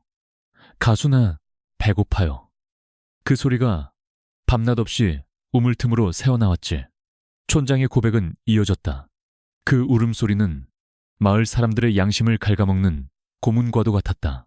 하지만 누구도 우물 뚜껑을 열러가지 않았다. 그때 당신은 무엇을 했소? 우진이 물었다. 촌장은 고개를 들고 떼탄 눈으로 우진을 바라보았다. 나는 농악대를 불렀소. 마을 잔치를 연다고 거짓말을 하고 징과 꽹과리를 밤새도록 치게 했지. 그 아이의 울음소리가 들리지 않도록 더 크게, 더 시끄럽게 풍물을 울리라고 지시했어. 우진은 주먹을 꽉 쥐었다. 그것이 촌장의 진짜 죄였다. 그는 단순히 방관한 것이 아니라 침묵을 강요하고 죄책감을 소음으로 덮어버린 지휘자였다. 마을 사람들은 신명나게 꽹과리를 치면서도 알고 있었을 것이다. 그 요란한 소리, 밑바닥에 아이의 죽어가는 신음이 깔려 있다는 것을 그들은 촌장의 지시에 따르는 척하며 공범자가 되기를 자처했다. 그래야만 자신들의 비겁함을 어쩔 수 없는 일로 포장할 수 있었으니까. 호랑이가 마을 사람들 전체를 공포로 몰아넣는 이유가 바로 여기에 있었다. 그들은 모두 그날 밤 꽹과리 소리 뒤에 숨어 아이를 죽인 살인자들이었다. 이제 와서 후회한다고 달라지는 건 없어. 촌장은 다시 술을 들이켰다. 하지만 나는 억울하오. 최대감도 죽고 유모도 죽고 집사도 죽었어. 왜 나만 남아서 이 모든 공포를 감당해야 한단 말이오. 촌장의 절규는 추악했다. 그는 끝까지 자신의 안위만을 걱정하고 있었다. 동료들의 죽음을 슬퍼하기보다 자신이 마지막 타겟이 되었다는 사실에 분노하고 있었다. 우진은 자리에서 일어났다. 더 이상 들을 가치도 없었다. 호랑이는 굶주린 짐승이 아니오. 놈은 당신들이 외면했던 그 아이의 그 자체요. 당신이 귀를 막고 외면했던 그 울음소리가 이빨이 되고 발톱이 되어 돌아온 것이요. 우진의 말에 촌장의 눈빛이 독하게 변했다. 그렇다면 나도 가만히 당하진 않겠소. 나는 살 거야. 무슨 짓을 해서라도 살아남을 거야. 촌장은 자리에서 벌떡 일어나 벽장에 숨겨두었던 엽전을 꺼내 보였다. 돈이면 귀신도 부린다고 했소. 최고의 호랑이 사냥꾼들을 불렀으니 오늘 밤 그놈 가죽을 벗겨 깔고 앉을 것이요. 촌장은 광기에 사로잡혀 있었다. 그는 아직도 깨닫지 못하고 있었다. 돈이나 무력으로 해결할 수 있는 상대가 아님을. 그는 여전히 10년 전처럼 힘으로 모든 것을 덮을 수 있다고 믿는 어리석은 권력자였다. 당신은 구제불능이군. 우진은 싸늘하게 내뱉고 방을 나섰다. 등 뒤에서 촌장의 히스테릭한 웃음소리가 들려왔다. 두고 보시오. 내가 이기나 그 짐승이 이기나 그 웃음소리는 10년 전 아이의 울음소리를 덮기 위해 울려 퍼졌던 꽹과리 소리처럼 공허하고 끔찍하게 들렸다. 마당으로 나온 우진은 하늘을 올려다보았다. 잿빛 구름이 몰려오고 있었다. 오늘 밤에도 눈이 내릴 것이다. 10년 전 그날처럼 모든 죄악을 하얗게 덮어버리려는 듯 폭설이 쏟아질 것이다. 하지만 이번 눈은 다를 것이다. 이번 눈은 핏빛으로 물들 것이며 그 누구의 죄도 감싸주지 않을 것이다. 마을 어귀에는 벌써 촌장이 고용한 사냥꾼들이 모여들고 있었다. 험상궂은 인상의 그들은 돈 냄새를 맡고 온 하이에나들 같았다. 우진은 그들을 지나치며 씁쓸한 미소를 지었다. 그들은 자신들이 사냥하러 온 것이 아니라 사냥당하러 왔다는 사실을 꿈에도 모르고 있었다. 촌장은 살아남기 위해 또 다른 희생양을 준비하고 있었다. 우진은 대나무 숲 쪽을 향해 묵례를 올렸다. 조금만 기다려라. 이제 마지막 밤이다. 바람이 대숲을 흔들며 사각사각 소리를 냈다. 그것은 마치 알았어요. 만하, 오, 인고, 지켜볼게요. 라고 속삭이는 아이의 대답처럼 들렸다. 우진은 칼을 고쳐매고 촌장의 집이 잘 보이는 언덕으로 향했다.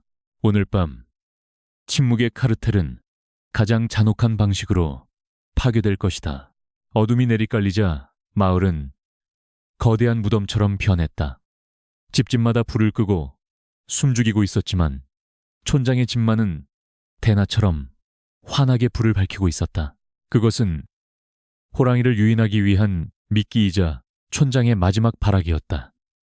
산 능선 위에서 금빛 눈동자 2개가 그 불빛을 내려다보고 있었다. 호랑이는 서두르지 않았다. 놈은 이미 촌장의 계획을 그리고 그의 비열한 마음속까지 훤히 꿰뚫고 있었다.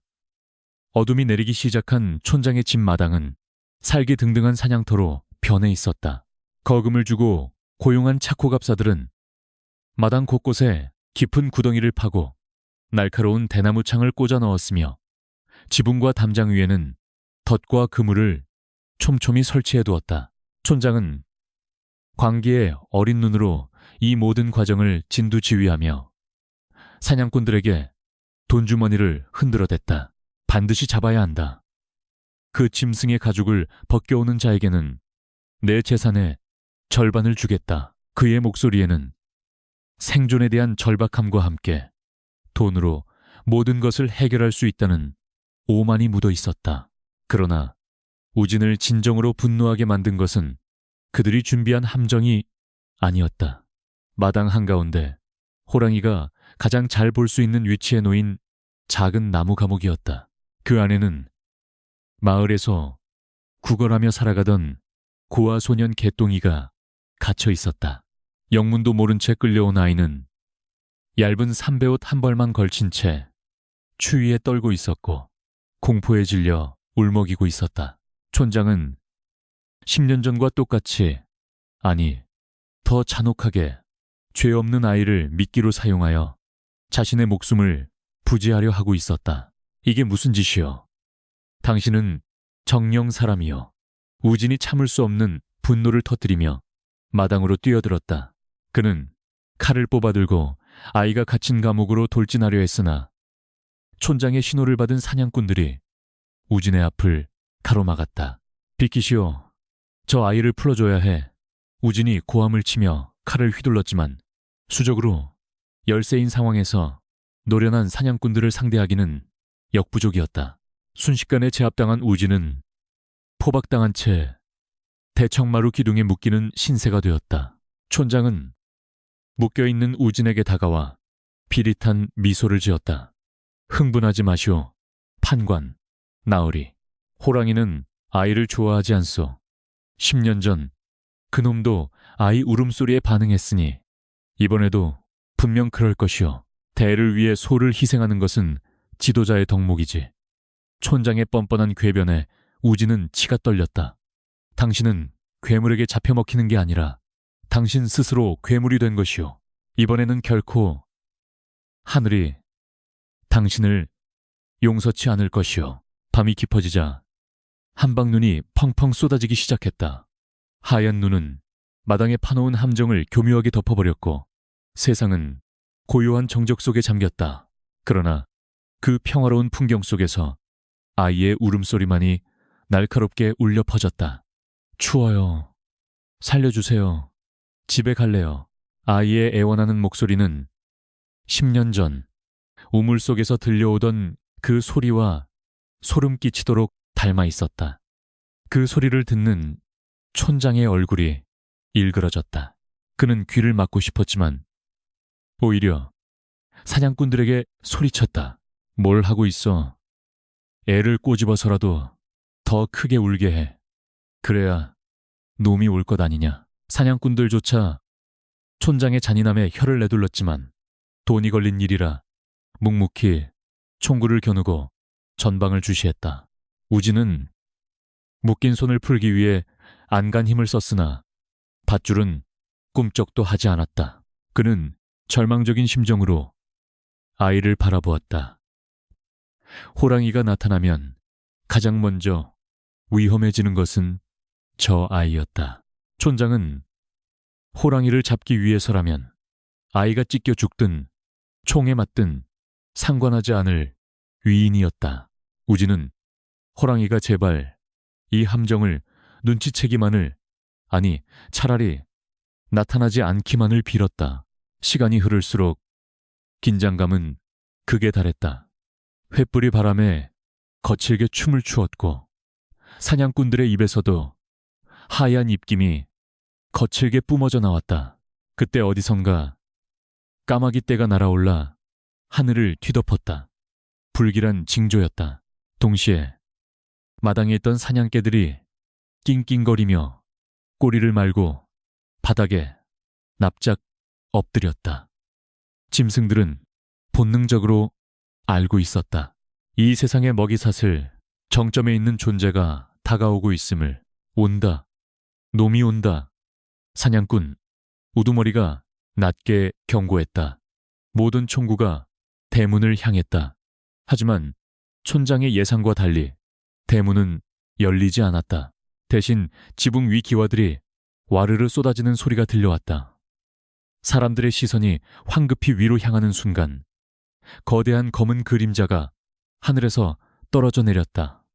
호랑이는 땅을 밟고 들어오는 것이 아니라 밤하늘을 날아 덫이 없는 마당 한가운데로 착지했다. 쏴라 쏴버려. 촌장이 비명을 질렀다. 화승총들이 일제히 불을 뿜었다. 탕타탕. 굉음과 함께 자욱한 연기가 마당을 뒤덮었다. 하지만 연기가 거치기도 전에 사냥꾼들의 비명이 터져나왔다. 호랑이는 총알보다 빨랐다. 놈은 연기 속을 뚫고 나와 사냥꾼들을 유린하기 시작했다. 날카로운 발톱이 허공을 가를 때마다 사냥꾼들의 몸이 허수아비처럼 날아갔고 붉은 선혈이 하얀 눈 위에 흩뿌려졌다. 호랑이의 움직임은 단순한 짐승의 것이 아니었다. 놈은 총을 든 자, 창을 든 자만을 골라서 공격했다. 구석에 숨어 벌벌 떨고 있는 짐꾼들이나 하인들은 거들떠보지도 않았다. 그것은 명확한 의지를 가진 학살이었다. 순식간에 마당은 아비규환의 지옥도로 변했다. 촌장이 믿었던 최고의 사냥꾼들은 호랑이의 상대가 되지 못했다. 그들은 돈을 벌러왔다가 목숨을 내놓게 된 상황에 공포에 질려 무기를 버리고 도망치기 바빴다. 촌장은 대청마루 구석으로 뒷걸음질치며 바지를 적셨다. 이건 말도 안 돼. 저건 짐승이 아니야.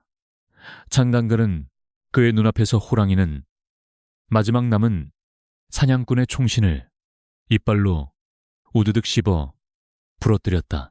마당에는 이제 움직이는 사람이 거의 없었다. 오직 호랑이와 갇혀있는 아이, 그리고 묶여있는 우진과 촌장뿐이었다. 호랑이는 천천히 몸을 돌려 마당 중앙에 있는 나무 감옥으로 다가갔다. 아이는 공포에 질려 울음조차 터뜨리지 못한 채 웅크리고 있었다. 촌장은 기둥 뒤에 숨어 그 광경을 훔쳐보며 중얼거렸다. 그래, 일란이 저 애를 먹어라. 저 애를 먹는 동안 내가 도망칠 수 있게. 그는 끝까지 자신의 목숨만을 생각하고 있었다. 그러나 다음 순간 믿을 수 없는 광경이 펼쳐졌다. 호랑이는 감옥을 부수지 않았다. 대신 거대한 앞발을 들어 감옥의 문고리를 툭 하고 쳐서 부수었다. 문이 열리자 호랑이는 엎드려서 낮은 소리로 그르렁거렸다. 그것은 위협하는 소리가 아니라 마치 어미 고양이가 새끼를 달래는 듯한 부드러운 소리였다. 아이가 떨면서 밖으로 나오자 호랑이는 거친 혀로 아이의 젖은 뺨을 핥아주었다. 우진은 그 모습을 보며 전율했다. 제목 그대로였다. 호랑이는 오직 아이를 해친 자들에게만 나타난다. 10년 전 학대당하고 죽임당했던 그 아이의 영혼이 깃든 호랑이는 자신과 같은 처지의 아이를 결코 해치지 않았다. 오히려 어른들의 탐욕에 희생된 아이를 위로하고 있었다. 아이는 호랑이의 목덜미를 끌어안고 엉엉 울음을 터뜨렸다. 호랑이는 가만히 아이의 울음을 받아주고 있었다. 그 평화롭고 기이한 장면을 깨트린 것은 촌장이었다. 그는 사냥꾼이 떨어뜨리고 간 화승총을 주워 들고 떨리는 손으로 조준했다. 죽어. 다 죽어버려. 그가 방아쇠를 당기려는 순간 호랑이가 고개를 돌렸다. 아이를 바라보던 자유로운 눈빛은 순식간에 지옥불처럼 타오르는 분노의 눈빛으로 바뀌어 있었다. 당. 총소리가 울렸지만 총알은 빗나갔다. 호랑이가 순식간에 도약하여 촌장이 서 있는 대청마루로 날아들었기 때문이었다. 의학촌장은 비명을 지르며 뒤로 낮아빠졌다. 호랑이는 촌장의 가슴을 앞발로 짓누르며 그를 내려다보았다. 황금빛 눈동자가 촌장의 영혼을 꿰뚫듯 응시했다. 그것은 최후의 심판을 알리는 눈빛이었다. 우진은 밧줄을 끊기 위해 사력을 다해 몸부림쳤다. 그는 보았다. 호랑이의 눈에서 흐르는 한 줄기 눈물을. 그것은 단순한 분노가 아니었다. 왜 나를 버렸느냐는, 왜 나를 사랑해주지 않았느냐는 슬픈 절규였다. 촌장은 호랑이의 발밑에서 발버둥 쳤지만 압도적인 힘 앞에서는 개미 한 마리에 불과했다. 이제 길고 길었던 10년의 악연을 끝낼 시간이 왔다. 호랑이는 촌장의 목을 물지 않았다. 대신 그의 뒷덜미를 물어 번쩍 들어올렸다. 마치 10년 전 그들이 아이를 짐짝처럼 들어 우물에 던졌던 것처럼 촌장은 허공에서 팔다리를 허우적거렸다. 살려줘. 내 재산을 다 줄게. 제발. 그의 비굴한 애원은 공허하게 흩어졌다. 호랑이는 촌장을 입에 문 채 눈 덮인 마당을 가로질러 어둠 속으로 달리기 시작했다. 목적지는 명확했다. 대나무 숲. 그 저주받은 우물이 있는 곳으로. 민우진은 밧줄에 쓸려 피가 배어나오는 손목의 고통을 무시한 채 죽을 힘을 다해 눈 덮인 산길을 달렸다. 촌장을 입에 물고 사라진 호랑이가 향한 곳은 명확했다. 10년 전 모든 비극이 시작되었고 죄 없는 아이의 원혼이 봉인되었던 그곳 대나무 숲의 우물이었다.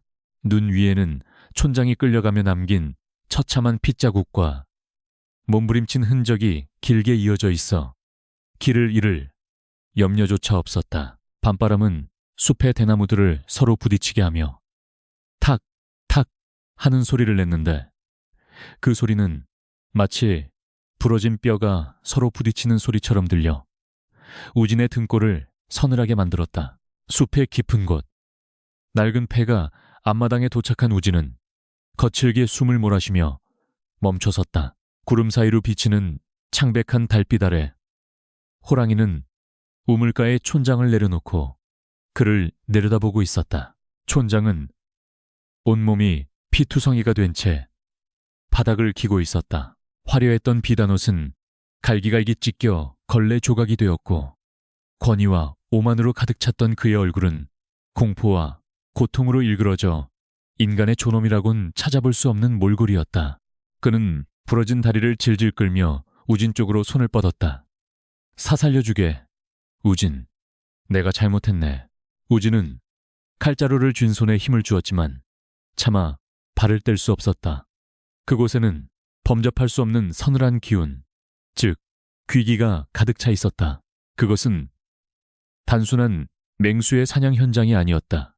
이승의 법이 닿지 않는 곳에서 벌어지는 저승의 재판이었다. 호랑이는 도망치려는 촌장의 앞을 막지 않았다. 그저 그가 고통 속에서 몸부림치는 꼴을 조용히 그리고 집요하게 응시할 뿐이었다. 그 눈빛은 촌장의 육체가 아닌 썩어빠진 영혼을 꿰뚫고 있었다. 제발. 내 돈을 다 주겠네.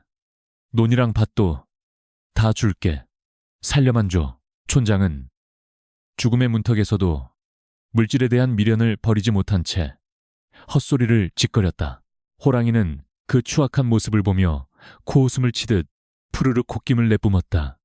그리고 천천히, 아주 천천히 앞발을 들어 촌장의 가슴팍을 짓눌렀다. 촌장의 입에서 컥하는 소리와 함께 검붉은 피가 터져나왔다. 호랑이는 단번에 숨통을 끊지 않고 촌장이 10년 전 아이에게 가했던 고통의 무게만큼 천천히 압박을 가했다. 우진은 비로소 깨달았다. 호랑이가 원하는 것은 단순한 사륙이 아니라 촌장으로 하여금 자신이 저지른 죄의 공포를 뼈저리게 느끼게 하는 것이었다. 촌장의 시선이 저도 모르게 우물 쪽으로 향했다. 호랑이가 발로 쳐서 깨뜨린 우물 뚜껑 사이로 시커먼 아가리가 벌어져 있었다. 10년 전 산채로 아이를 던져 넣었던 그 지옥의 구멍이었다. 촌장은 그 어둠 속에서 무언가를 본 듯 눈을 부릅떴다. 아, 안 돼. 오지마. 저리가. 촌장은 허공을 향해 손을 휘저으며 발광했다. 그의 눈에는 우진에게 보이지 않는 환영이 보이는 듯했다. 춥고 어두운 우물 바닥에서 울다 지쳐 죽어간 아이의 손이, 혹은 원망 어린 눈동자가 그를 부르고 있는지도 몰랐다. 촌장은 뒷걸음질 치다 우물의 돌턱에 등이 닿았다.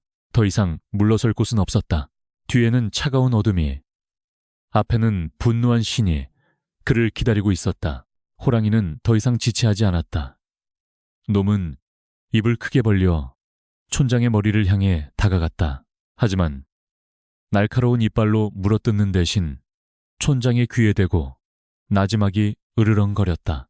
그 소리는 마치 너도 느껴보아라. 차가운 돌바닥과 굶주림, 그리고 철저한 고립을 일하고 속삭이는 듯했다.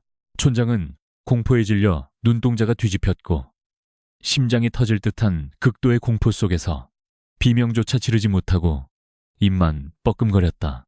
그 순간 호랑이는 앞발로 촌장의 몸을 툭 쳤다. 강한 타격은 아니었으나 이미 중심을 잃고 있던 촌장은 맥없이 뒤로 넘어갔다. 그의 몸이 우물의 검은 구멍 속으로 빨려 들어갔다. 짧은 침묵 뒤에 쿵 하고 둔탁한 소리가 들려왔다. 물이 말라버린 깊은 우물 바닥에 부딪히는 소리였다. 이어 으아악 하는 처절한 비명소리가 우물 안을 맴돌며 메아리 쳤다. 그는 직사하지 않았다. 다리와 뼈가 으스러진 채 10년 전 그 아이가 있었던 바로 그 자리에 갇힌 것이다. 호랑이는 우물 난간에 앞발을 걸치고 아래를 내려다보았다. 우물 안에서 들려오는 촌장의 신음소리와 살려달라는 애원소리가 대나무 숲의 바람소리에 섞여 흩어졌다. 호랑이는 마치 제사를 지내듯 한참을 그렇게 서 있었다. 달빛이 호랑이의 등을 비추자 놈의 털끝 하나하나가 은색으로 빛나는 듯했다. 그 뒷모습은 무섭다기보다는 사무치게 외롭고 슬퍼 보였다. 우진은 천천히 우물가로 다가갔다. 호랑이는 우진을 향해 고개를 돌렸다. 금빛 눈동자에는 더 이상 살기가 남아있지 않았다. 대신 깊은 피로감과 이제 모든 것이 끝났다는 안도감이 서려 있었다. 우진은 칼을 바닥에 내려놓고 호랑이를 향해 깊이 고개를 숙였다. 그것은 맹수에 대한 복종이 아니라 억울하게 죽어간 영혼에 대한 예우였다. 이제 편히 쉬십시오. 우진의 말이 끝나자마자 기이한 일이 벌어졌다. 거대한 호랑이의 형체가 달빛 속에서 서서히 흩어지기 시작한 것이다. 마치 안개가 걷히듯 호랑이의 몸은 수만 개의 빛조각이 되어 공중으로 떠올랐다. 그 빛들은 우물 위를 빙빙 돌다가 밤하늘을 향해 솟구쳐 올랐다. 동시에 우물 안에서 들려오던 촌장의 비명소리도 뚝 그쳤다. 깊은 정적만이 숲을 가득 채웠다. 우진은 우물 안을 들여다보았다. 바닥은 칠흑같이 어두워 아무것도 보이지 않았다. 촌장이 죽었는지 아니면 기절했는지는 알 수 없었다. 하지만 확실한 것은 그는 결코 살아서 이 우물을 빠져나오지 못할 것이라는 사실이었다.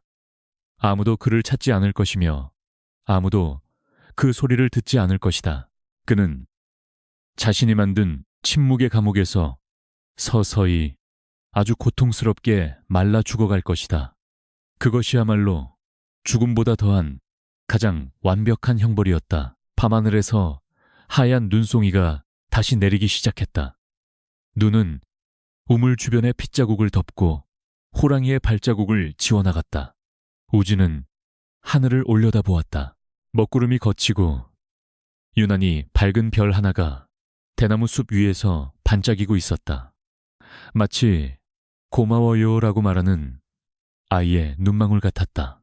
바람소리도 더 이상 울음소리로 들리지 않았다. 그저 숲을 지나가는 평온한 바람일 뿐이었다.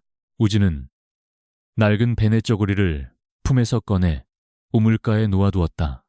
그리고 주변의 돌들을 모아 작은 돌무덤을 쌓기 시작했다. 비록 시신은 수습하지 못했지만 이곳이 아이의 영혼이 머물다 간 자리임을 기억하기 위해서였다. 돌 하나를 올릴 때마다 10년 묵은 체증이 마을을 짓누르던 무거운 저주가 하나씩 벗겨지는 듯 했다. 날이 밝아오고 있었다. 동쪽 하늘이 붉게 물들자 대나무 숲의 어둠도 서서히 물러갔다. 우진은 자리에서 일어났다. 그의 눈빛은 전보다 훨씬 깊고 단단해져 있었다. 그는 뒤를 돌아보지 않고 숲을 빠져나왔다. 이제 그가 해야 할 일은 관아로 돌아가 이 모든 사건을 기록하는 것이었다. 비록 세상 사람들은 호환으로 기억하겠지만 진실을 아는 단 한 사람으로서 그는 붓을 들어 먹을 갈 것이다. 이름 없는 아이와 그 아이를 위해 울어주었던 산군의 이야기를. 이튿날 아침 백두산 줄기 위로 떠오른 태양은 유난히도 눈부시고 찬란했다. 밤새 휘몰아치던 눈보라는 거짓말처럼 멈추었고 세상은 온통 순백의 이불을 덮은 듯 고요하고 평화로웠다. 마을 사람들은 조심스럽게 문을 열고 하나둘씩 밖으로 나왔다. 촌장의 집 마당은 처참하게 부서지고 핏자국이 낭자했으나 그곳을 감돌던 무겁고 습한 죽음의 공기는 깨끗이 사라져 있었다. 사람들은 촌장이 사라졌다는 사실을 확인했지만 누구도 그의 행방을 묻거나 찾으려 하지 않았다. 그들은 본능적으로 알고 있었다. 마을을 쳐남매던 검은 그림자가 촌장과 함께 영원히 사라졌음을. 민우진은 관아의 마루에 앉아 짐을 꾸리고 있었다. 그는 새벽녘에 작성한 호환 보고서를 책상 위에 올려두었다. 보고서에는 괴물 같은 호랑이가 나타나 촌장을 물고 사라졌으며 이에 대한 수색은 불가함이라는 짧은 문장만이 적혀 있었다. 복잡하고 추악한 인간의 죄악과 원혼의 복수극은 관청의 건조한 문장 속에 묻히게 될 것이다. 세상은 진실을 감당할 준비가 되어 있지 않았고 때로는 잊혀지는 것이 산자들을 위한 자비일 수도 있었다. 우진은 먹물이 마르지 않은 붓을 내려놓으며 씁쓸한 미소를 지었다. 관아 밖으로 나오자 마을 어귀에서 아이들의 웃음소리가 들려왔다. 어젯밤 미끼로 쓰였던 고아 소년 개똥이가 동네 아이들과 어울려 눈싸움을 하고 있었다. 마을의 한 아낙네가 개똥이에게 따뜻한 감자를 쥐어주며 머리를 쓰다듬어 주었다. 10년 전 그들이 외면하고 굶어 죽게 내버려 두었던 아이에게는 베풀지 않았던 온정이었다. 공포와 죄책감이라는 대가를 치르고 나서야 사람들은 비로소 인간으로서의 도리를 되찾은 듯했다. 우진은 그 모습을 보며 가슴 한구석에 맺혀있던 응어리가 조금은 풀리는 것을 느꼈다. 나으리 떠나시는 겁니까? 보찜을 맨 우진에게 숯 굽는 덕구가 다가왔다. 말을 하지 못하는 덕구는 눈빛으로 작별의 인사를 건네고 있었다. 우진은 품속에서 낡은 꽃신 한 짝을 꺼내 덕구의 거친 손에 쥐어주었다. 자네가 가지고 있게. 때가 되면 양지 바른 곳에 묻어주게나. 덕구는 꽃신을 소중히 받아들고 품에 안았다. 그의 눈시울이 붉어지며 굵은 눈물방울이 떨어졌다. 그것은 슬픔의 눈물이 아니라 10년간 가슴을 짓눌러온 짐을 내려놓는 해방의 눈물이었다. 우진은 말에 올라타 고삐를 잡았다. 잘 있게. 다시는 이런 비극이 없기를 바라네. 덕구는 깊이 허리를 숙여 절을 했다. 우진은 마을을 뒤로하고 눈 덮인 산길을 따라 천천히 말을 몰았다. 말발굽 소리가 저벅저벅 눈길을 울리며 고요한 산천에 퍼져나갔다. 차가운 공기가 폐부 깊숙이 들어왔지만 어제와 같은 비릿한 피냄새는 더 이상 나지 않았다. 대나무 숲을 지날 때 우진은 잠시 멈춰서서 숲 쪽을 바라보았다. 우물이 있는 그곳은 이제 완벽한 침묵 속에 잠겨 있었다. 촌장의 비명도, 아이의 울음소리도, 호랑이의 거친 숨소리도 들리지 않았다. 자연은 그 모든 소음을 삼키고 거대한 정막만을 남겨두었다. 시간이 흐르면 우물은 무너져 내릴 것이고 대나무 뿌리가 그 위를 덮어버릴 것이다. 그렇게 인간의 죄악은 흙으로 돌아가고 숲은 아무 일도 없었다는 듯 푸르름을 유지할 것이다. 하늘에서 다시금 눈발이 날리기 시작했다. 처음에는 한두 송이씩 흩날리던 눈은 이내 굵은 한방눈이 되어 펑펑 쏟아졌다. 눈은 우진이 지나온 길과 촌장의 집 마당에 남은 붉은 흔적들을 빠르게 지워나갔다. 마치 세상이 거대한 지우개를 들어 더러워진 역사를 지우고 백지에서 다시 시작하려는 듯 했다. 우진은 손을 뻗어 떨어지는 눈송이를 받았다. 차가운 눈이 손바닥 위에서 녹아 물이 되었다. 원한도 분노도 결국은 이 눈처럼 녹아 사라지는 것을 우진은 나지막이 중얼거렸다. 호랑이는 사라졌다. 아니, 어쩌면 호랑이는 처음부터 존재하지 않았을지도 모른다. 그것은 죄 지은 자들의 공포가 만들어낸 환영이자 억울하게 죽은 아이의 눈물이 빚어낸 슬픈 기적이었으리라. 아이의 영혼이 이제는 추운 우물 속이 아니라 따뜻한 햇살 아래서 편안히 잠들기를 우진은 간절히 기도했다. 산등성이에 올라선 우진은 마지막으로 마을을 내려다보았다. 옹기종기 모여있는 초가집들이 하얀 눈 속에 파묻혀 평화로운 수묵화처럼 보였다. 그 아름다운 풍경 아래 끔찍한 비밀이 묻혀있다는 사실을 아는 이는 이제 우진과 덕구 그리고 살아남은 몇몇 죄인들 뿐이었다. 하지만 그들 또한 언젠가는 흙으로 돌아갈 것이고 이야기는 전설이 되어 바람결에 떠돌게 될 것이다. 착하게 살지 않으면 호랑이가 물어간다는 옛날 이야기처럼 우진은 다시 고삐를 당겨 앞을 향해 나아갔다. 눈앞에 펼쳐진 서로는 끝없이 넓고 한인다. 아무런 발자국도 찍혀있지 않은 그 순백의 길은 우진에게 새로운 시작을 알리고 있었다. 그의 뒤로 남겨진 말발굽 자국 위로 소리 없이 눈이 쌓였다. 얼마 지나지 않아 우진의 모습은 눈발 속으로 희미하게 사라졌다. 그리고 그가 지나간 자리 길가에 서 있던 늙은 소나무 가지 위에서 눈뭉치가 툭 하고 떨어졌다. 그 자리에는 아주 잠시 동안 작은 고양이 발자국 같은 앙증맞은 흔적이 찍혀 있다가 금세 쏟아지는 눈에 덮여 사라졌다. 바람이 불어왔다. 나뭇가지들이 흔들리며 쏴 하는 소리를 냈다. 그 소리는 더 이상 누군가의 울음소리가 아니었다.